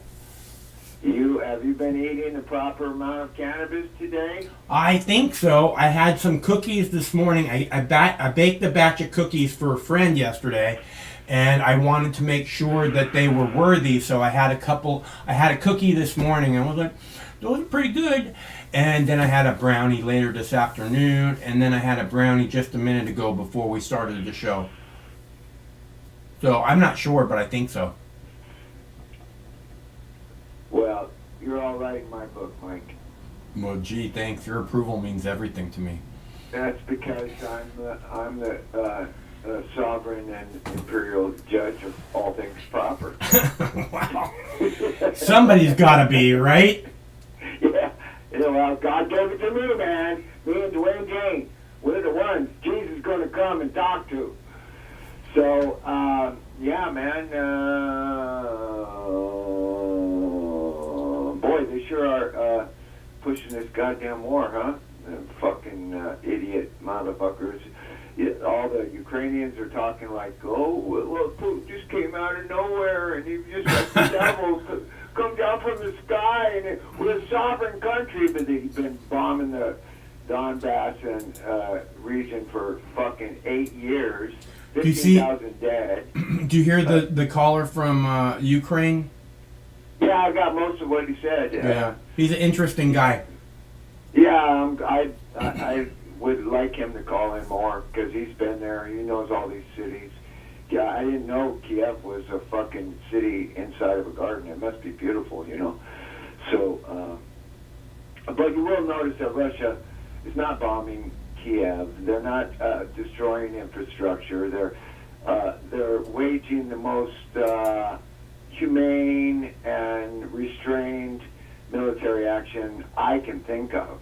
I mean, you go down to fucking L.A. and you see more violence between between the gangs and the homeless people than is happening from Russia to the Ukrainian citizens. I mean, they've had their kid gloves on, and now he's getting pissed off. You know, called up all the reserves. I guess a lot of the people, all the young men, they don't want to go. I'm not sure if they got women. I think they do have women in the Russian army, you know, it's a fucked up situation, and it's America's fault. So they would just pump them full of money, and you know, the money and the weapons that are being poured into Ukraine by the United States, somebody's siphoning some percentage of that off, 10% off, and lots of people are getting rich. And as far as I know, Scott Ritter said they got like 2,000 international soldiers from the United States and NATO countries in there on the ground talking English. I saw a video this morning talking English. Sounds just like guys from Texas and New Jersey, you know, watch your six, you know, and they're fighting fucking Russians. So it's worse than a proxy war. I mean, it's so much bullshit. It's, like you said, it could have been over 6 months ago, but now I guess they had a big setback, and Putin is taking off one of his gloves, you know, and he's gonna pound some fucking people, and he's gonna try not to do it to the fucking citizens as best he can. Yeah. So. You know, I've been saying that it's going to be over by the end of September, so I might be a little bit ahead of schedule, or I might be a little, you know, optimistic, but it's going to be over here in a minute. I think he just has had enough, right? So. Well, I was totally wrong when early on, the first month of the war, I said, oh, it'll be over in another month. But 5 months later, it's still going on because America wants it to go on, and people are making money off this war. 40% of the Ukrainian farmland has already been sold to international and American companies. Yeah, 40%. right, but it can't continue. You don't understand? It can't continue because it's going to get really fucking cold. And some people are going to need some fucking gas from that country. And if the war is still going on, they're going to say, fuck you. Freeze. And yeah. So the war is coming to an end. Well, yeah, I hope so, and I hope, you know, from what I can gather, while I was at work, Putin did a video conference at the United Nations General Assembly, and then Zelensky did I think it was in person, but no, it was a video conference, 3 hours long, I guess, at the United Nations. He speaks and he talks like a villain. He speaks in an accent. I hate to be... I can't stand looking at the guy. I mean, however the hell he speaks, I mean, and yet, no, he speaks like this really, really angry person who you would never want, you know, your children around, or you would never want, I mean, not like creepy Uncle Joe. I mean, this guy would fucking, it's like pummel your kids with his fist. That's the kind of impression I get off of this guy. He is, you know, I don't know who he is, but that's the kind of, you know, that's very much the impression I get off of him. So, whatever, go ahead. Well, pathological personalities are attracted to positions of power. Doesn't matter what language you speak or what country you live in, or even what century you live in. It's always been this way. So he is a guy that took advantage of his previously existing fame as a comedian on TV, and everybody knew him, and he took advantage of a stolen election where they canceled the results of the election, and now for the last, I don't know, 6, 7 years, maybe longer, he's been president of Ukraine, and he's rich as sin, and he's as corrupt as Biden.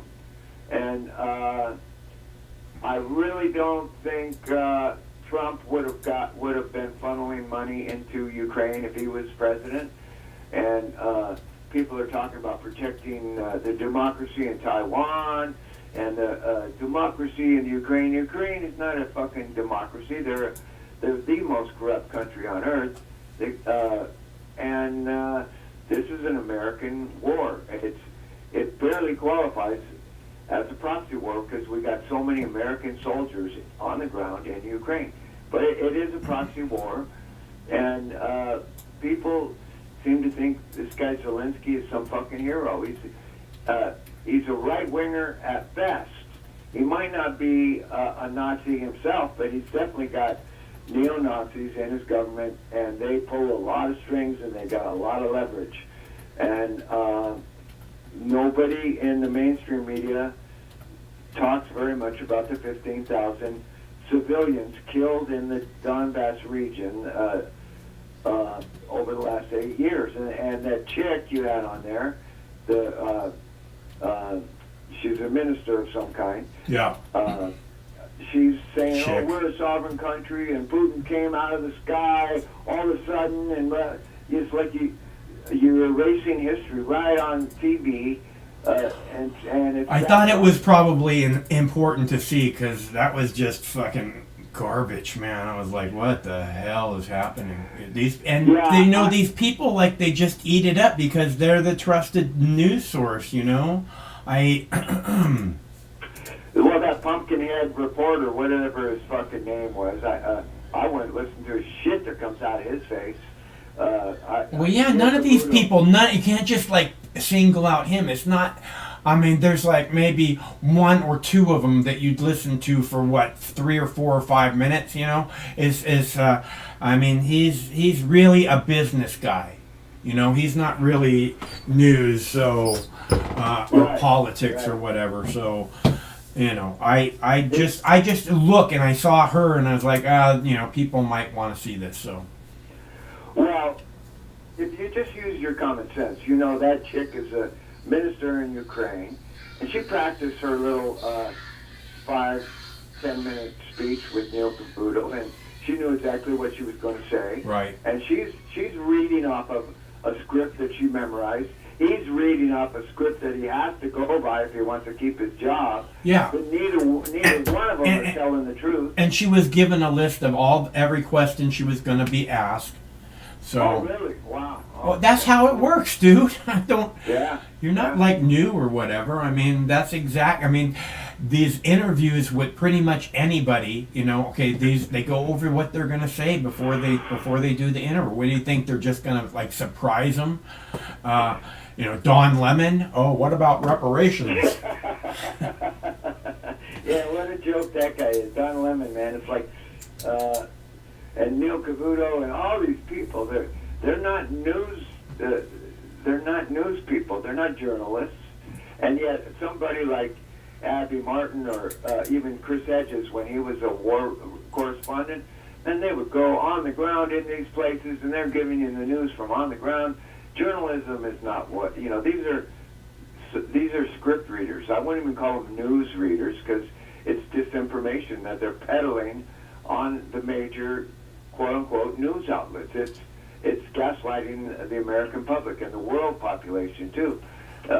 I used to call them news models because they're all, like, you know, pretty and they fit this certain demographic, and you know what I mean? Right. You don't have ugly people up there, you know, and they're all dressed pretty and, you know, have perfect makeup. They're news models, man.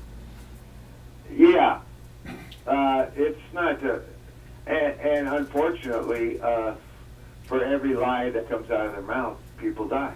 People are dying because these people are not journalists. They're whatever you want to call them. They're just information agents. They're propagandists. That's the best thing to call them. You know why? Because number one, that's what they are. But number two, in times of war, I believe propagandists, people who go on the air and spew propaganda day after day, that's considered to be a war crime. From what I understand. Not in America, Mike. Well, no, they changed the law in America so that all the media can lie to you. Thanks a lot, Obama. Yeah, I forget. I don't know the name of that bill, but Obama did a lot of fucked up shit, and that's one of the worst things because it's open-ended. It's like, We can lie to you about anything, and it's legal now because I say so. That's Obama right there. Boom. It's a propaganda bill is what it was.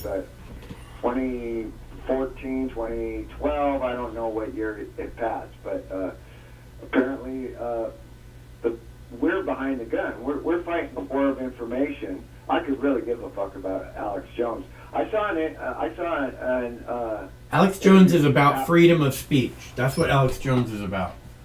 Yeah, and you know, I think he should be able to say practically everything. You know, if he's talking about the Anunnaki and UFOs and fucking whatever he wants to, Sandy Brook, Dr. Hook, I don't care what he says. But and that's the point. That's the point of freedom of speech and freedom of journalism and all of this is that if you don't like what's being said, there's 1,000 other things. What was that? What was those? Inquirer. Remember that by the checkout stand in the grocery store? Bat Boy lives. I mean, you know. Yeah, right. Elizabeth Taylor has an alien baby. There you go. I mean, when did we lose the ability to say what we want to say? You know, I mean, this.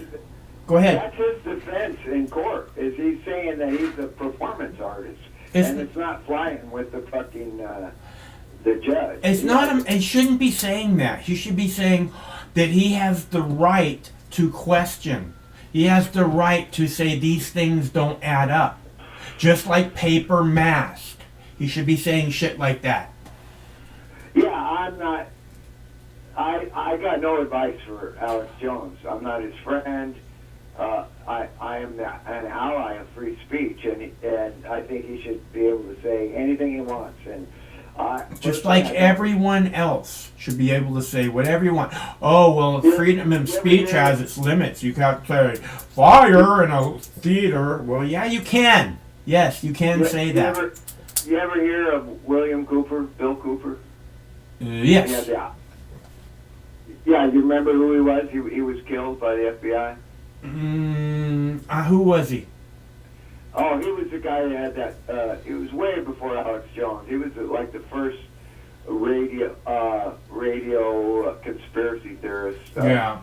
He talked. He was in the Navy, and he talked about UFOs, and he talked about Osama bin Laden way before 9/11 happened, and he was killed right after 9/11 happened. He had a radio show called The Hour of the Time, and he was like one of the first guys. And he met Alex Jones, and Alex Jones went up and sucked Bill Cooper's ass because Bill Cooper was the man at that time, and Alex Jones was just starting out.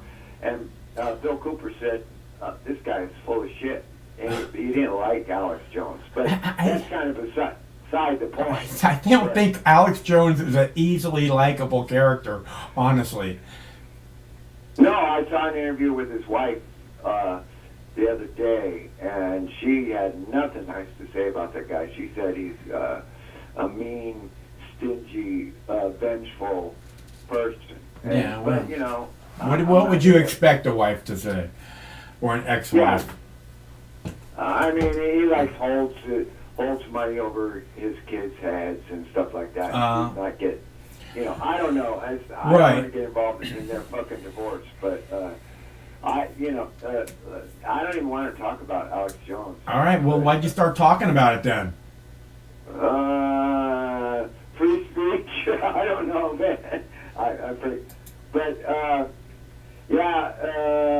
It's pretty fucking pitiful. And did you see the Attorney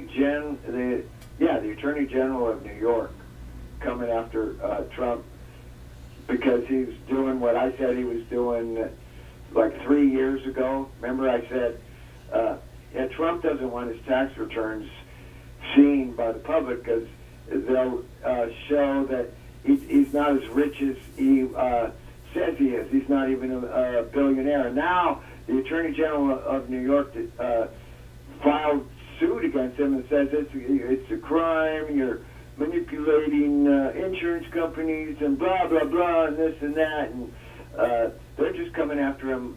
First they raid Mar-a-Lago, and now they're coming after him for bullshit charges. It's a bullshit charge from the the black female attorney general of New York, trying to gain some notoriety for herself, coming after Trump, and all Trump is doing is he's trying to hide his tax return. Look, there's been some seriously scumbag presidents, some seriously scumbag vice presidents, some seriously scumbag members of Congress, and almost none of them, none of the presidents has ever been investigated. They don't do that. Okay? Right. So it's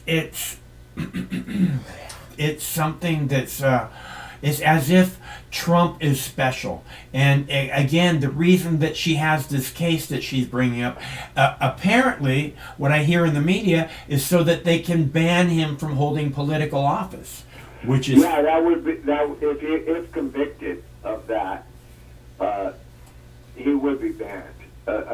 Even with the Mar-a-Lago stuff, if they can get a conviction on that, which is all bullshit anyways, he would be blocked from holding political office. They're scared shitless of this carnival barker with a mop-top fucking slap on his head, and a golf club.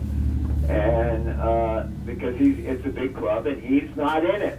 And I'm not in it and you're not in it. And Trump is the monkey wrench that we threw into the American gears to try to fuck it up. And now, it's 5-6 years later, and it's fucked up. But it's better than it would have been without Trump, because we would have had Hillary Clinton. Yeah, well, we don't know. Well, but we don't know that. We don't know that. And I look, if it is fucked up because of Trump, you really can't put that on him, because these people did everything in their power from keeping him from making anything that he wanted to make happen. Over and over and over again, they didn't just drag their feet. They stood in their way. They went arm in arm and said, "You will not pass." We have Big Brother on the TV screen, V for Vendetta. We got the guy talking and saying, "Oh, we have a great enemy that we have to fight, and they're the MAGA people," and you got the Attorney General going after him. His fucking house is being raided by the FBI. They're staging photo ops with empty fucking document folders and top secret, and they've been after this guy. There's no president I can think of who's more hated than Donald Trump in all of American history.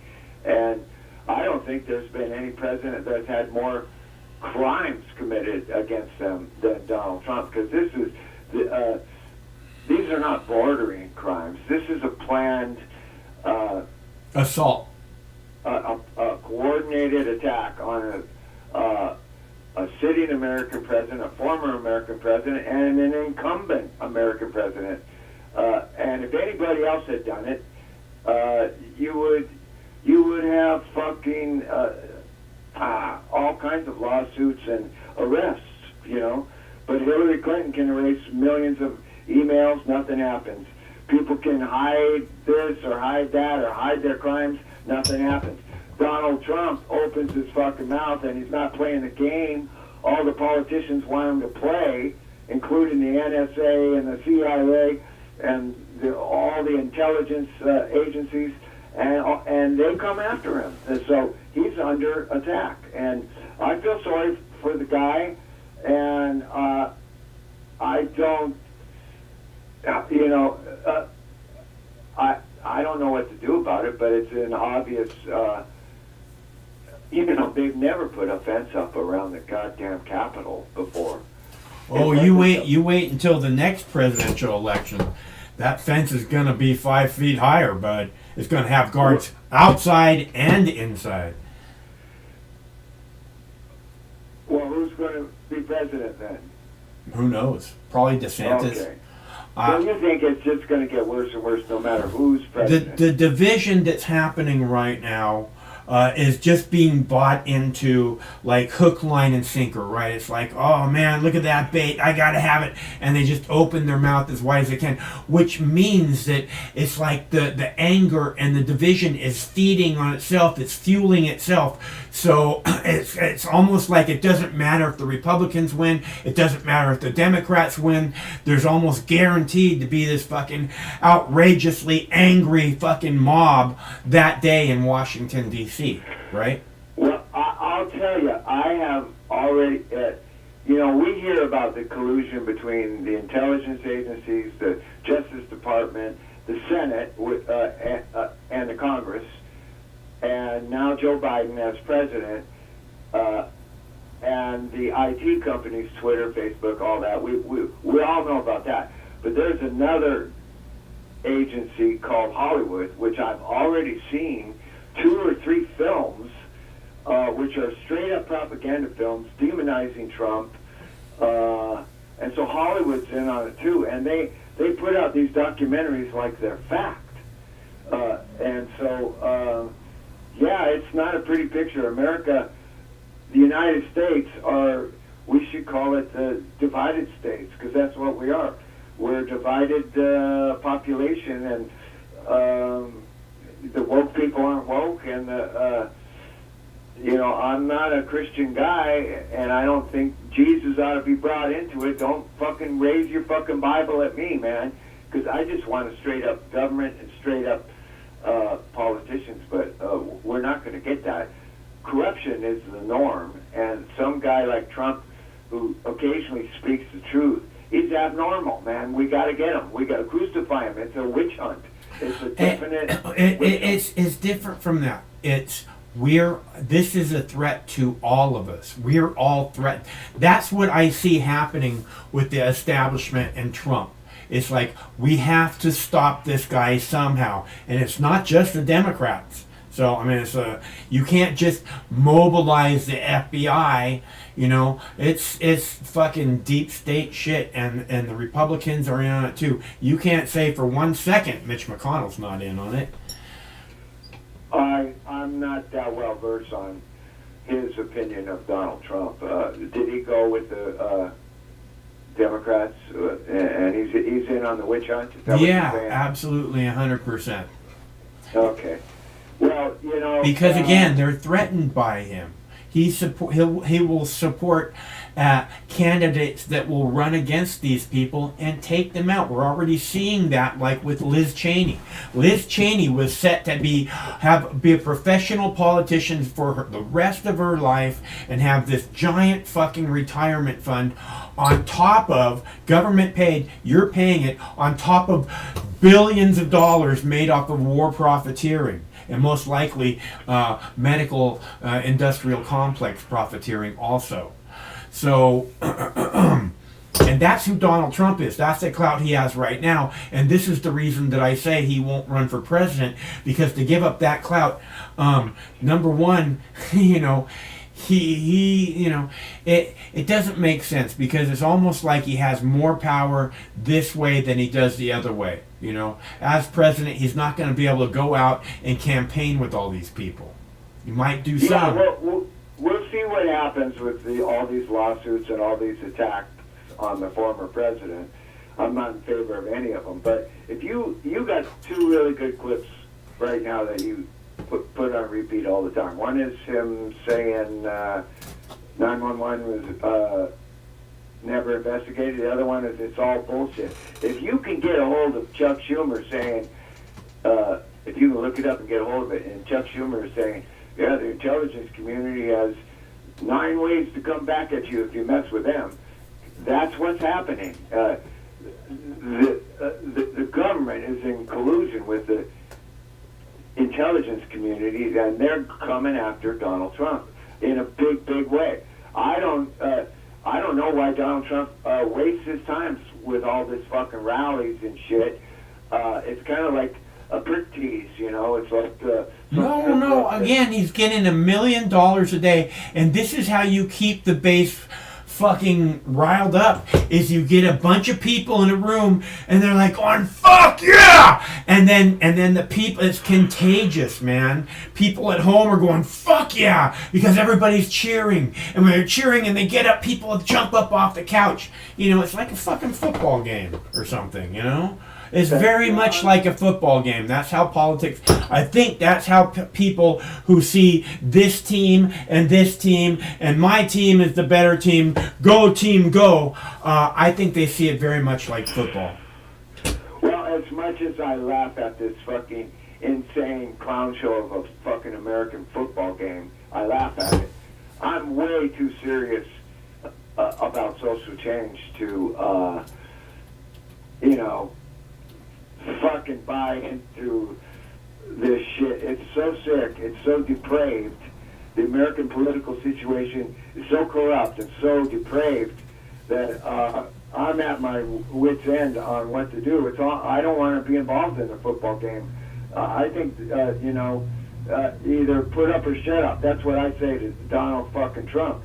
I'm sorry you're getting beat up, dude, but fucking don't be some straw dog, you fucking narcissist motherfucker. He's not gonna put up, dude. That's over. Like I said, he's not gonna run for president, and he's not gonna put up. What he's going to do is just lay back and fucking play whatever game he wants, which is fuck with all these people. He's just gonna fuck with all the politicians that fucked with him. That's what he's gonna do. So I don't know what you mean by put up. What's that? That's sick too. If that's what he's doing, then he's just as sick as they are. Well, he's no better. Well, he's not them. It's like what I was saying. This is why people love him, is because they look at these guys and then they look at Donald Trump, and they look at these guys and then they look at Donald Trump, and then they go, well, at least he's not them. That's why people love, not because he's great, not because he's, you know, anything other than he's not them. At least he's not them. So that's why I voted for him, because he wasn't Hillary Clinton. And now we see 6 years later exactly how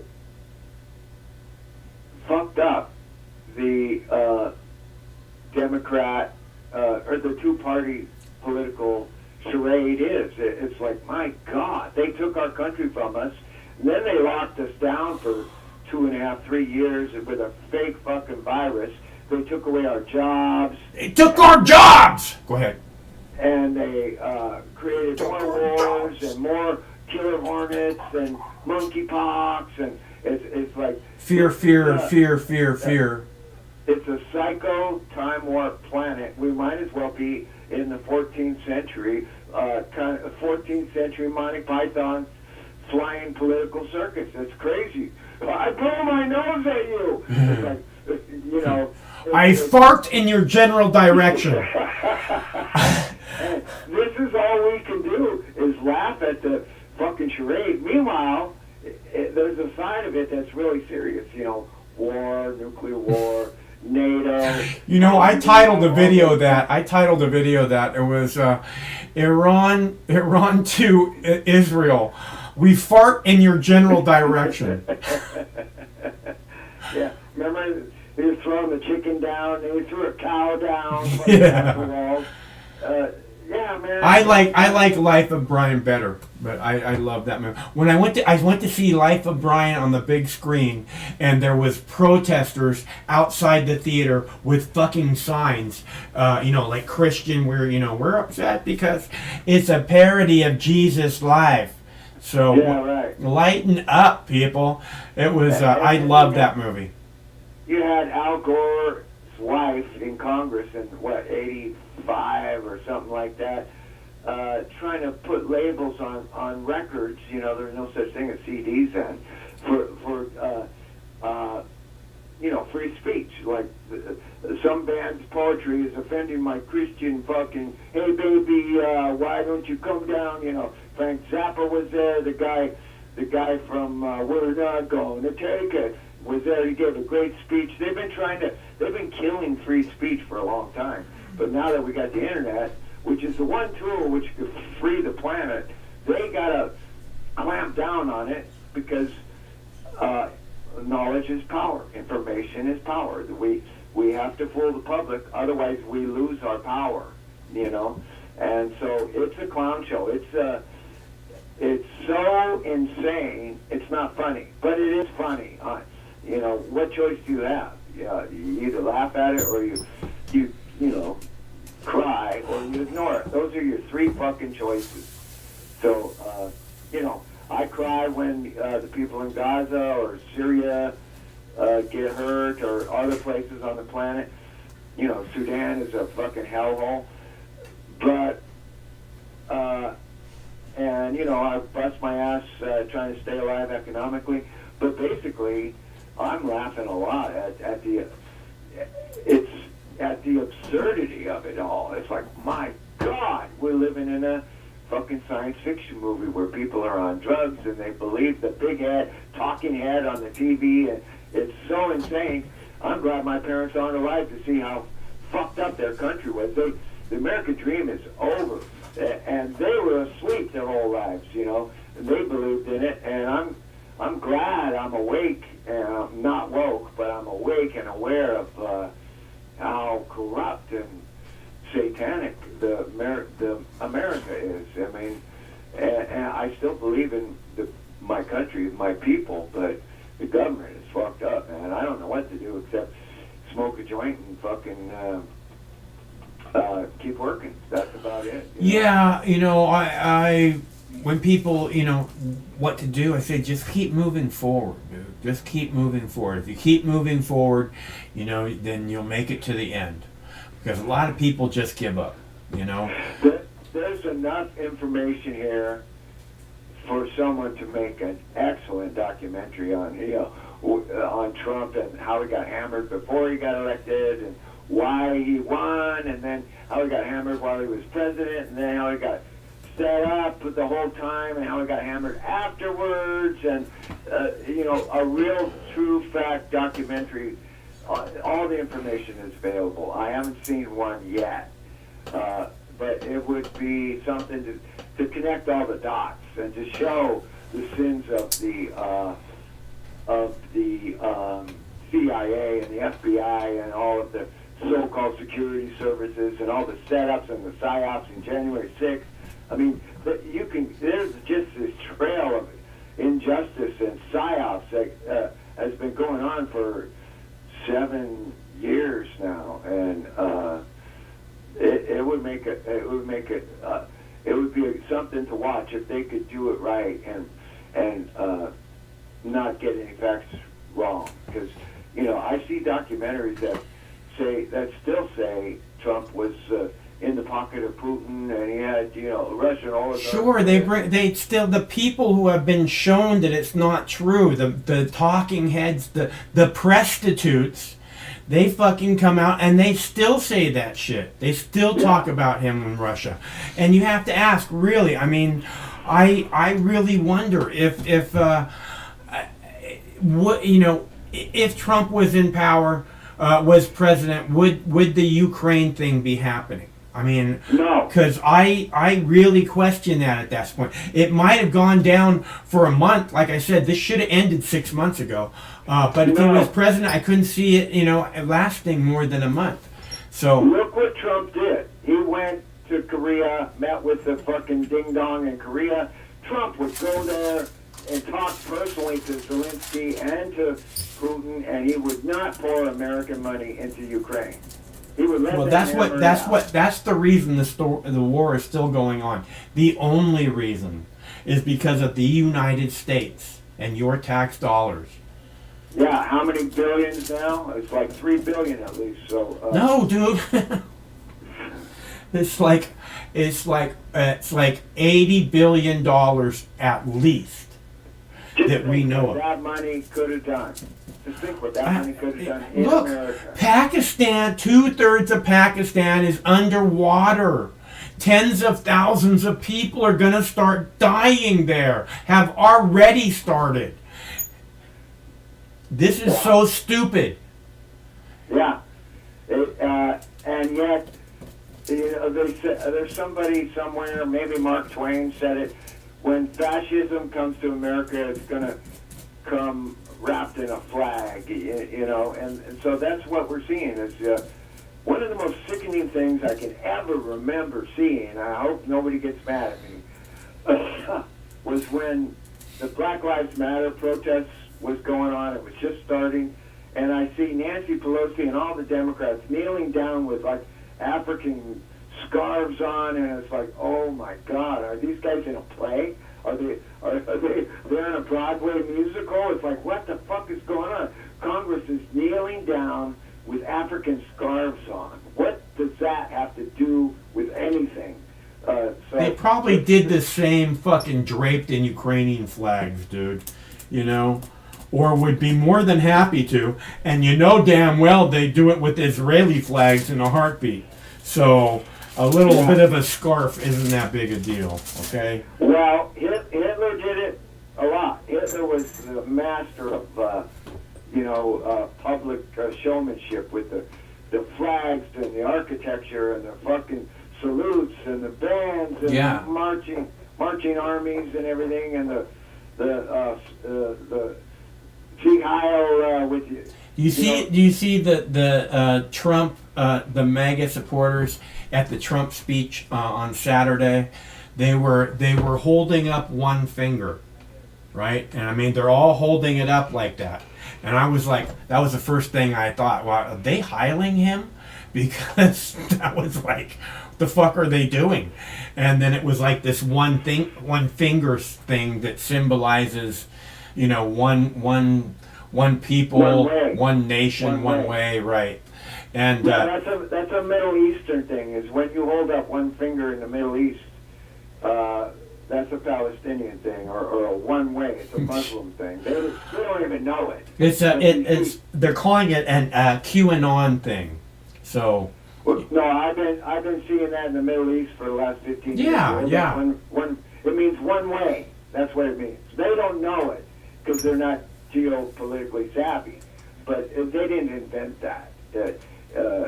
So whatever they mean, good for them, man. But well, I'm sure they don't mean what they mean in the Middle East. All I'm saying is that when you brought up that thing with Hitler, the first thing that I thought of was this weekend when I saw the people at the Trump thing, because you're talking about fascist and everything, and draping yourself in a flag and stuff. And then I see them, and they're holding their fucking hand up, and I was like, it's like, are they heiling him? And I was like, what the fuck are they doing? And I actually had to stop and look really closely, because, they're just holding up one finger, so it's kind of difficult to tell what's going on. And I went, holy shit, this is really weird. Well, the Nazis borrowed the swastika from Tibet, and they were way, way in touch with Tibet. They were looking for all kinds of stuff in Tibet. But the Sieg Heil thing, there's two ways to do it. One is with your arms straight out and your fingers straight forward. The other one is with your arms straight out and your palm raised up. And that comes from the Norse hand signals of Norse mythologies. When your arm is straight out with your fingers straight out, you're sending the energy. When your arm is straight out and your palm is up, you're receiving the energy. So when you and the Nazis knew that, but it has its origins in the Norse mythology, and I'm quite sure the Aryans were very, very aware of that. But most people aren't. They don't know the difference between the two Nazi hand signals. One is sending energy, the other one is receiving energy. And just look at an old Hitler clip, and you'll see he does both. But mostly, it's people sending their fingers straight out to Hitler, sending him energy. Right. Okay. Well, that's not what I'm talking about. I'm not talking about Hitler. I'm talking about Trump. And I'm talking about this speech that he just did, and these people raising a finger. Okay, and that was really strange to me, and I don't want a history lesson on the Nazis. I'm just saying. You want to hear about Italian hand signals? Because I got a bunch of those. I bet you do. You started talking about fascist, and you started talking about draping yourself in the flag, and I was like, and they saw the hand signals too. So, I was just like, holy shit, man, you're describing the last rally. What the fuck? And all the rallies before that. I know. I wouldn't be surprised if Trump got arrested for being a Nazi or something, you know. Well, it doesn't matter. I can't believe that you can't say the things you want. I can't believe that you can't have the thoughts and the feelings, okay? You know, it used to be you can't go out and hurt people, right? And now it's you can't think things. You can't say things. And I'm just like, it bothers. It's, you know, the next step. What is the next step from that? Because the next step from that is really fucking close to lobotomies, and I worry for not myself, because I'm gonna say what the fuck I want to say, and you're not gonna stop me unless you put me down. So. Well, I blow my nose in the general direction of Zelensky and all the fucking Ukrainian talking heads that are in the wrong. They're just straight up in the wrong, and this could have been solved with diplomacy and not a NATO proxy war. Yeah, so very easily. Yeah. Okay, I gotta run, my friend. Maybe I'll see you tomorrow. Okay, don't do me any favors. Yeah, take care, bro. Bye. And that's our buddy Mike from SoCal. I am ready for a cup of tea. I left my tea downstairs on the last break, and I think this is an interesting discussion. I'd love to have more people involved in the discussion. So the telephone number is up there on the screen.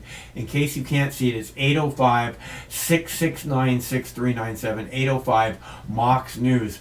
I'll be back momentarily with a fresh cup of tea, and we can talk about this until we're done.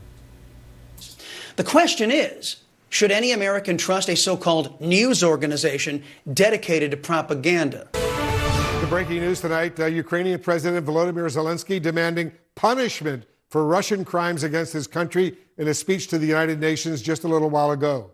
His remarks coming as Vladimir Putin announces a major escalation in his totally unprovoked invasion of Ukraine, the Russian president calling up 300,000 military reservists and threatening to use nuclear weapons. And joining us now from just outside the United Nations in New York, the National Security Council Coordinator for Strategic Communications, retired U.S. Navy Admiral John Kirby. John, thanks very much for joining us. So what's the U.S. response to Putin's pretty dramatic escalation today? I think you heard very clearly from President Biden what our response is. We find it irresponsible that any nuclear state such as Russia would continue to use this kind of dangerous rhetoric, which they frankly have been using since the beginning of the war 7 months ago. It's irresponsible, and we are watching this very, very closely. As you know, Wolf, we monitor it as best we can. We see no indication that we need to change our strategic deterrence posture at all right now. But what really needs to happen here is Mr. Putin needs to pull his troops out of Ukraine. He needs to end this war. He doesn't need to ratchet up the tensions by using this kind of irresponsible rhetoric. And by the way, he talked about being blackmailed. The only person blackmailing anybody else with the threat of weapons of mass destruction is Vladimir Putin. But as you know, Putin insists his threat to use nuclear weapons, he says, is not a bluff. Does the Biden administration view all this, as a serious threat from Putin? We take every threat by Mr. Putin seriously, including when he uses that kind of rhetoric. We have to. It would be irresponsible if we didn't take it seriously. And that's why you heard the president talk about it so clearly today at the United Nations. Yes, we take it seriously. There's no reason for the war to escalate any more than it already has. My goodness, the devastation that has been wrought on the country of Ukraine, the death that has been wrought to the Ukrainian people, it needs to end. And it could end today if Mr. Putin would do the right thing. Short of that, Wolf, we're going to make sure that we can help the Ukrainians succeed on the battlefield so that they can succeed at the negotiating table if and when it comes to that. At the same time, Putin and the Russians are saying that 300,000 military reservists are about to be called up. What is the U.S. assessment of the impact that those additional troops will have on the war in Ukraine? I think it's too soon to know exactly, first of all, if they get all 300,000, and then what are they going to do with those 300,000 inside Ukraine? Clearly, Mr. Putin knows he's on his back foot. He knows that he has not achieved any measure of strategic success inside Ukraine, and he knows that the Ukrainians now are on the counteroffensive in the east and in the south. So he's trying to shore up his defensive lines, no doubt about that. What kind of impact those numbers are going to have on the battlefield, I just don't think we can tell right now. What we do know, and Mr. Sullivan talked about this yesterday at the White House, is that we're going to continue to make sure Ukraine has the weapons, the tools, the capabilities that they need to succeed against Russian forces, however number they are and wherever they are inside Ukraine. We're going to continue to help make sure that they can succeed. With this announcement of 300,000 additional Russian troops getting activated, is this a sign Putin is preparing to drag this conflict out? And is the U.S. prepared for that? It's a sign of two things, I think, Wolf. One, it is a sign that he knows he's struggling. And we've been talking, you and I have been talking about this for a while, about poor unit cohesion, desertions in the ranks, soldiers not wanting to fight. This is evidence that he now knows just how decimated his military forces are and how he needs to shore them up. I think it's also a sign, to your question, that clearly he has no intention of ending the conflict right now, and he certainly has no intention, and his speech last night, I think, also made that plain, to sit down and negotiate an end to the war with President Zelensky. So it's obvious that there's going to be more fighting in Ukraine, and that's why, again, we're going to continue to stand with Ukraine and make sure that they're able to prosecute that fight as best they can. While I have you, John, as you know, 2 American veterans who were captured by Russian-backed forces while fighting for Ukraine are now free following a prisoner swap that was brokered by Saudi Arabia. Can you give us some insight into how this exchange unfolded and specifically the timing of it? I think I'm going to let President Zelensky speak to this, Wolf. This is something that he and his administration worked very, very hard on, and I know that they're going to have some comments to make about that later. So I think I'm going to defer to President Zelensky. Clearly, look, we're happy for the families. We're certainly glad to see that these 2 Americans will be able to join them soon. I do want to add that as happy as we are for the families, this is not the time for Americans to go to Ukraine to join the fight. We've made it very clear. This is a very dangerous place. It's a war zone in every respect, and we encourage Americans who want to help the Ukrainian people to do that through other means. I should point out that 5 British citizens were also released as part of this exchange. John Kirby, thank you very much for joining us.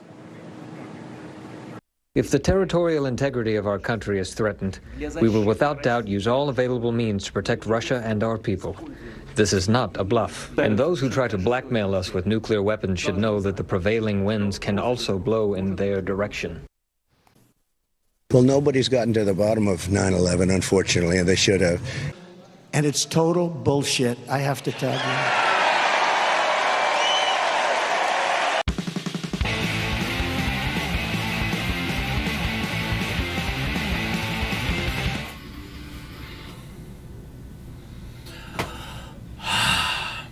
Rear Admiral, you're funny. You're a funny girl.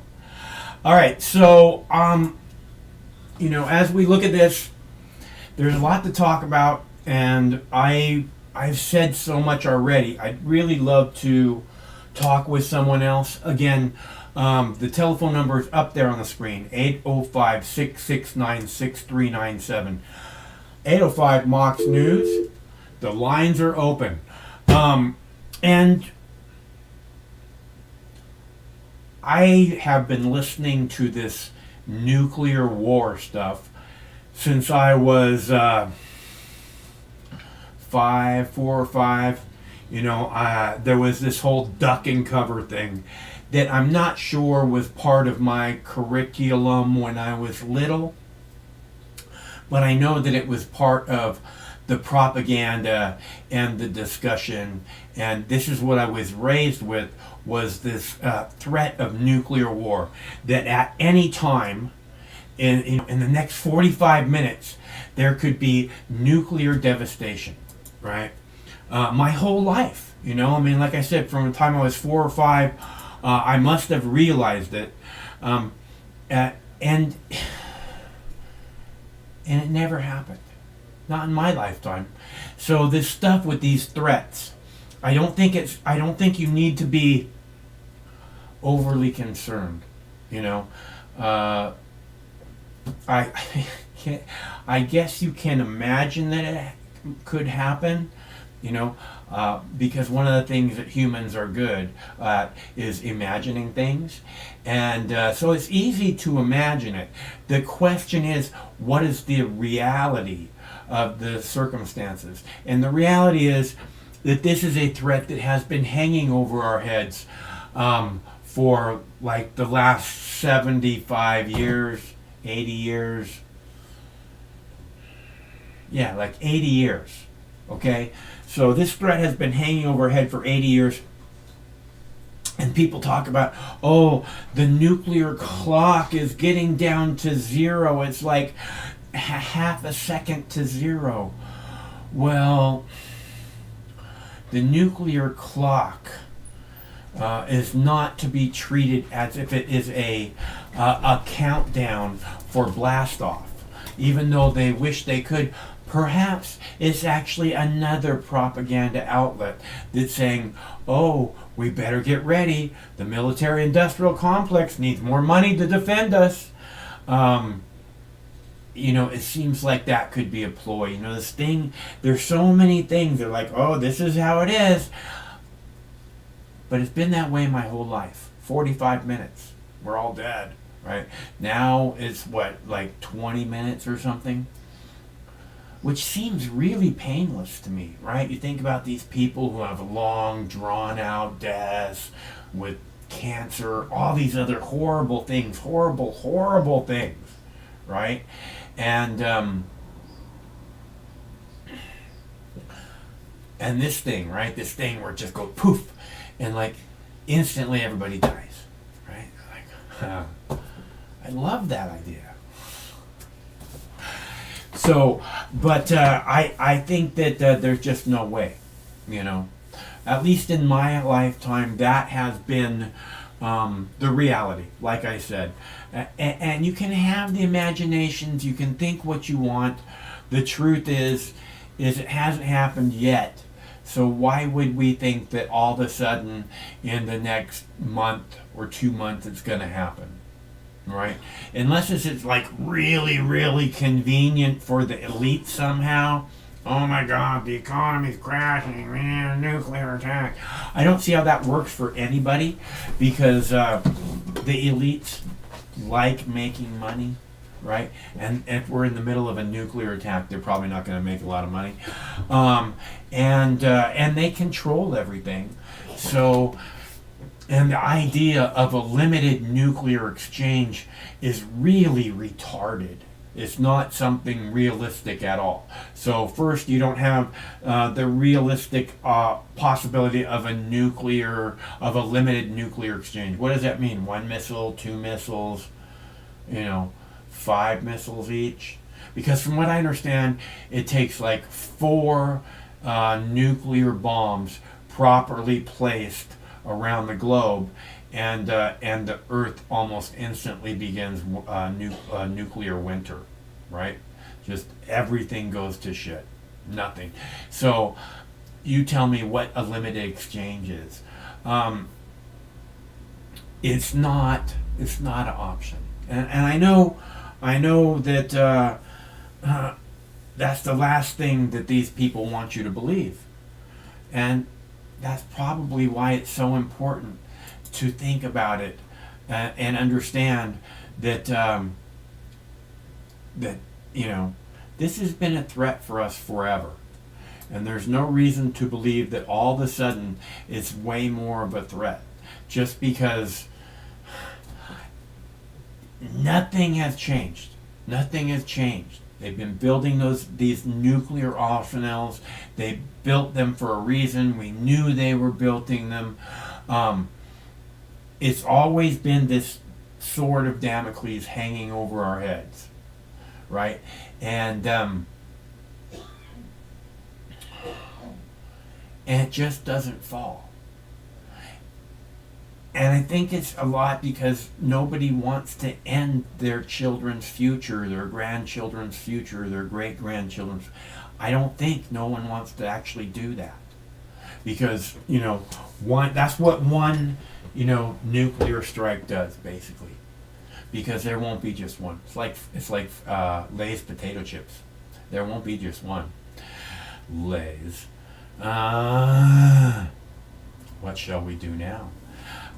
So I hope that people aren't overly worried about something like a nuclear exchange, because, like I said, I grew up with this threat that could happen at any moment, and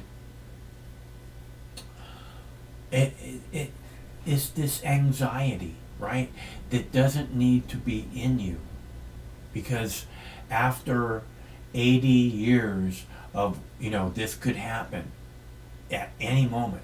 After 80 years of that, you don't need to have this anxiety.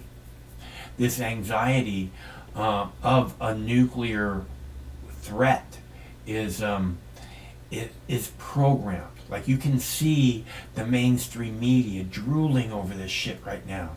They're like, oh, we got the best fear. Nuclear war. That's the way that the ghouls that present the news to us, they do the same thing with these mass shootings. It's like, oh, how many dead now?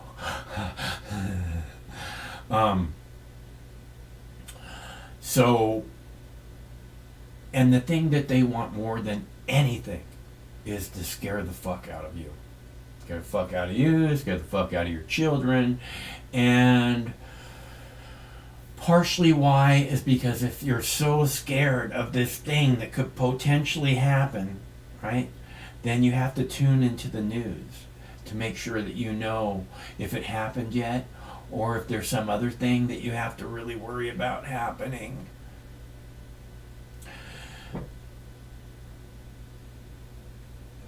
It doesn't help. It doesn't help to worry one bit, okay? Especially when it comes to things like this. The reality of the situation is that it's way out of our pay grade, right? So we're not in control of it whatsoever, and the odds of it happening, like I said, after the last 80 years of it not happening, the odds of it happening now, all of a sudden, in the next 2 months, seem really, really, really non-existent. So, I would just, if I could say any message to you about what's happening here, right? The sun is shooting 18 million degree Fahrenheit plasma at us, right? Directly at Earth. It knocked out communications in Africa and the Middle East on Friday, last Friday. Honestly, I would be much more concerned about that than a nuclear war.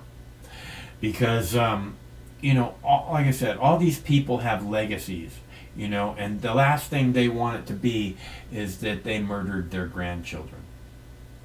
Even though it appears that they're, fucking up their grandchildren's future. Well, maybe you would want to murder your grandchildren if you knew how badly you fucked up their future, right? You'd want to take them out before they got there, and they kind of held a grudge for you. This is all your fault. So maybe they would want to kill them. I don't know. Or maybe it's just me and my twisted brain. I don't want to kill anybody. What I want is for you to chill. If you can, eat some cannabis, because I'm pretty sure the majority of you aren't eating enough cannabis. And know that we'll get through it. We'll get through it. It's not a thing. It's not. So, just do your best to stay cool. That's all. All right, I got another video, and then we are out, people. Well, I'm going to play this video and then see if anybody wants to call and have a little talk and maybe have a bong hit. The question is, should any American trust a so-called news organization dedicated to propaganda? Leaders who've gathered for the UN General Assembly find themselves addressing someone who's not even there. They've lined up to reprimand Russian President Vladimir Putin about what they've called a brutal, needless war. U.S. President Joe Biden opened his speech by accusing his adversary of trying to extinguish. The question is, should any American trust a so-called news organization dedicated to propaganda? Human rights workers in Myanmar say hundreds of children have been killed since the military seized power last year in a coup. An attack on a school has caused even more bloodshed. UN officials say at least 11 children died. UNICEF Myanmar says the airstrike took place Friday in civilian areas of the Sagaing region. It says at least 15 children from the school are still missing, and further details are being clarified. It condemns the attack, saying schools must be safe and children must never be attacked. The pro-democracy National Unity government said in a statement, soldiers detained about 20 children and teachers after the strike. The military says it exchanged fire after being attacked by an armed group. NHK spoke to a man who says the attack killed his niece.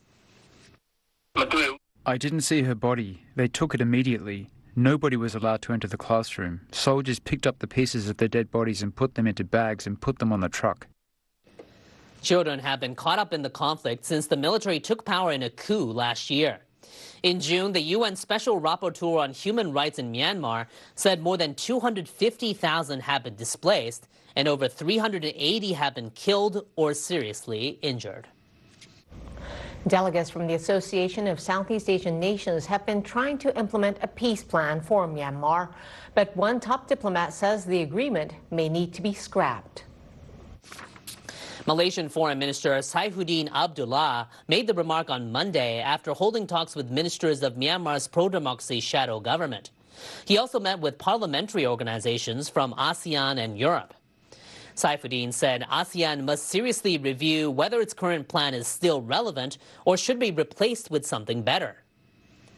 ASEAN leaders reached the 5-point consensus last year. It calls for an immediate stop to the violence and the appointment of a special envoy to mediate dialogue. Saifuddin first raised the idea of scrapping the plan in July after 4 people were executed, including a close aide to ousted leader Aung San Suu Kyi. The minister said the junta had made a mockery of the plan. Saifuddin is the only ASEAN minister to meet publicly with members of the shadow government. Myanmar's junta has made multiple objections, saying such actions amount to abetting terrorism. Japanese defense officials are distancing themselves from the leaders of the coup. They're ending an exchange program that allows military personnel from Myanmar to study at the National Defense Academy. Officials say the move will take effect in April next year. They say it's in response to the junta's executions in July, adding Myanmar's military failed to acknowledge Japan's serious concerns. The ministry has decided that it is inappropriate to continue defense cooperation and exchanges with Myanmar. There are currently 11 individuals from Myanmar's military studying in Japan. Government officials say they'll be allowed to complete their courses. The Defense Ministry continued with the agreement even after the coup. Following the executions, a nonpartisan group of lawmakers demanded it come to an end. Police in Tokyo are finalizing security arrangements for the funeral of former Prime Minister Abe Shinzo. They're deploying a force of thousands of officers. Welcome to it. A Russian judge brought the hammer down on Brittany Griner, the basketball star, sentenced to 9 years. 9 years? Oh, yeah. That sounds like her, sir. But, I mean, like, some of them... Sorry. So, let's see. When I see this stuff, what was it? Again, it's just this propaganda thing. I lost my train of thought, but you can see that this is all the same fear. And the one thing that I can tell you, that I've been telling you from the beginning, is don't buy into the hyped up fear, right? That's when people would call and say we're all going to die at the beginning of the plague, right? I was like, don't buy into the hyped up fear. That's what they want you to do more than anything. Right now, if you're afraid there's going to be nuclear war, they can get away with anything. I mean, they've been getting away with anything for quite some time, but they can even tell you, and they've been talking about the nuclear arsenal aging, so they talk about this threat of nuclear war, and now we have a reason to like rebuild our nuclear arsenal so it's not like, decaying. Don't buy into the hyped up fear. Really and truly. It's some of the best advice I can possibly give you. At least that's the way I see it. So, I want to talk about this for just a sec. Tomorrow night's show, this is what we're going to talk about. We're going to talk about, is it the end of the world? Beware in 3 days. The sun has a weapon to destroy the earth. These are all just in the last few days. And what they're saying is that it could be the end of the world on Saturday. So I think that tomorrow we'll do a discussion about whether or not Saturday will be the end of the world. Won't that be fun? Keep our spirits high.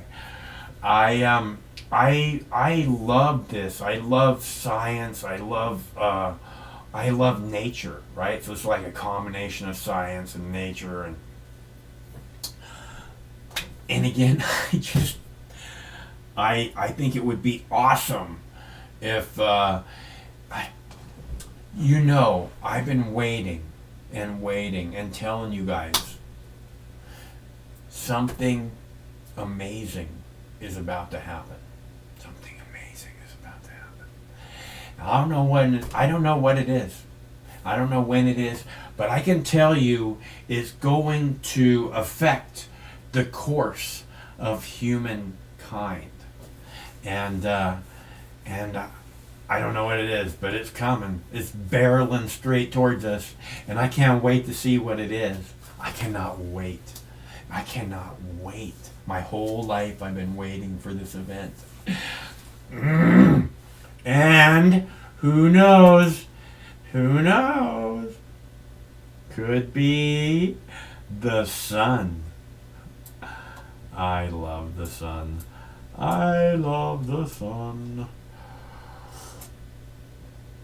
And the earth and the heavens above. All right, so we do this thanks so much for tuning in, everybody. We do this every Monday, Tuesday, Wednesday, 8-day, 9-day, 10-day. No. We do this every Tuesday, Wednesday, and Thursday. Tomorrow night's show will be, again, about the solar storm on the sun that's shooting plasma our direction. 18 million degrees Fahrenheit plasma straight at the earth. That's what we'll talk about tomorrow, and so I hope you'll see us then. And we do this every Tuesday, Wednesday, and Thursday at 7 p.m. Pacific time, and that means that we'll be back tomorrow, same Mark's time, same Mark's channel. And I want you to remember that it's always better when you're here. So you being here is what makes the show worthwhile. And the more people that call, the more people involved in the discussion, the more worthwhile the discussion will be, in my opinion. So, and I've been doing this a long time, and the more people that we can have talk things out, the better we'll have an understanding of what's actually happening in the world. And I think that we can find that to be true on our live call-in shows again and again, if you look back.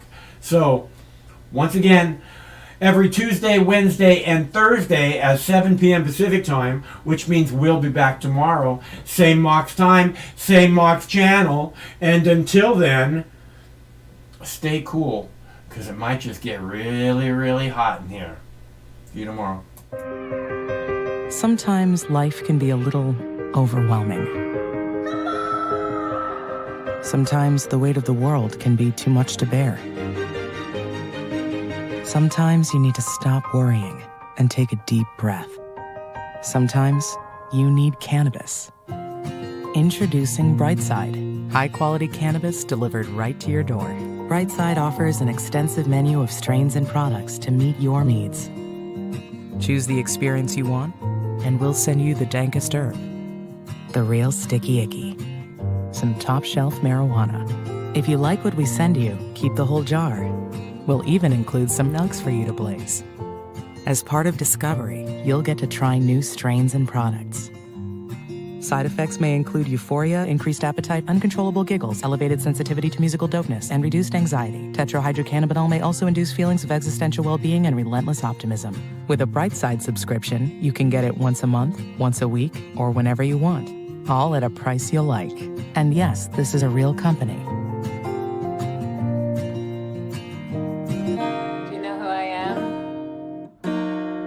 You're the wizard. Ask your doctor if cannabis is right for you. It probably is. Keep it Brightside. You got a pretty shape to your Regine. Not as pretty as Miss Augusta. That a fact? Mm-hmm. Miss Augusta got a real pretty shape. That's so. She got the prettiest shape I'd ever seen, black or white. She got a tiny waist and an ass that go like this, and skinny legs. She got skinny legs. That's so. And titties. You likes big titties, don't you? Oh, you know I loves big titties. She got big titties. No matter which mouth you feed on a two-headed snake, it still shits the same turd. But lucky for you, you have Mox News. More than 10 years. More than 60,000 videos. Mox News has been filtering the nonsense and illuminating the bullshit from your mainstream media. Turn off your TV and turn on to Mox News. For over a decade, documenting the socio-political events that have etched and carved the pathways that define today's modern mess, Mox News has been providing clarity while faithfully bringing you today's relevant stories 100% commercial-free and subscription-free. And just like Lady Liberty vows to remain free. But at this time, we're asking you for your help, your patronage, and your support to keep the lights on and the videos rolling. For less than 17 cents per day, you can become a basic subscriber, knowing that your donation is truly making a difference that will help continue bringing the news stories that make a difference in your life. Turn on, tune in, and drop a couple dimes today by clicking the link below or visiting moxnews.com and show your support at any level. From a single one-time donation or dedicated monthly subscriber, do it now in less than 2 minutes. All donations are safe, securely processed, and verified using PayPal, Visa, MasterCard, American Express, or Discover Card. As always, we're sure you'll find something of interest each and every day. This holiday season, give the gift of Mox. moxnews.com.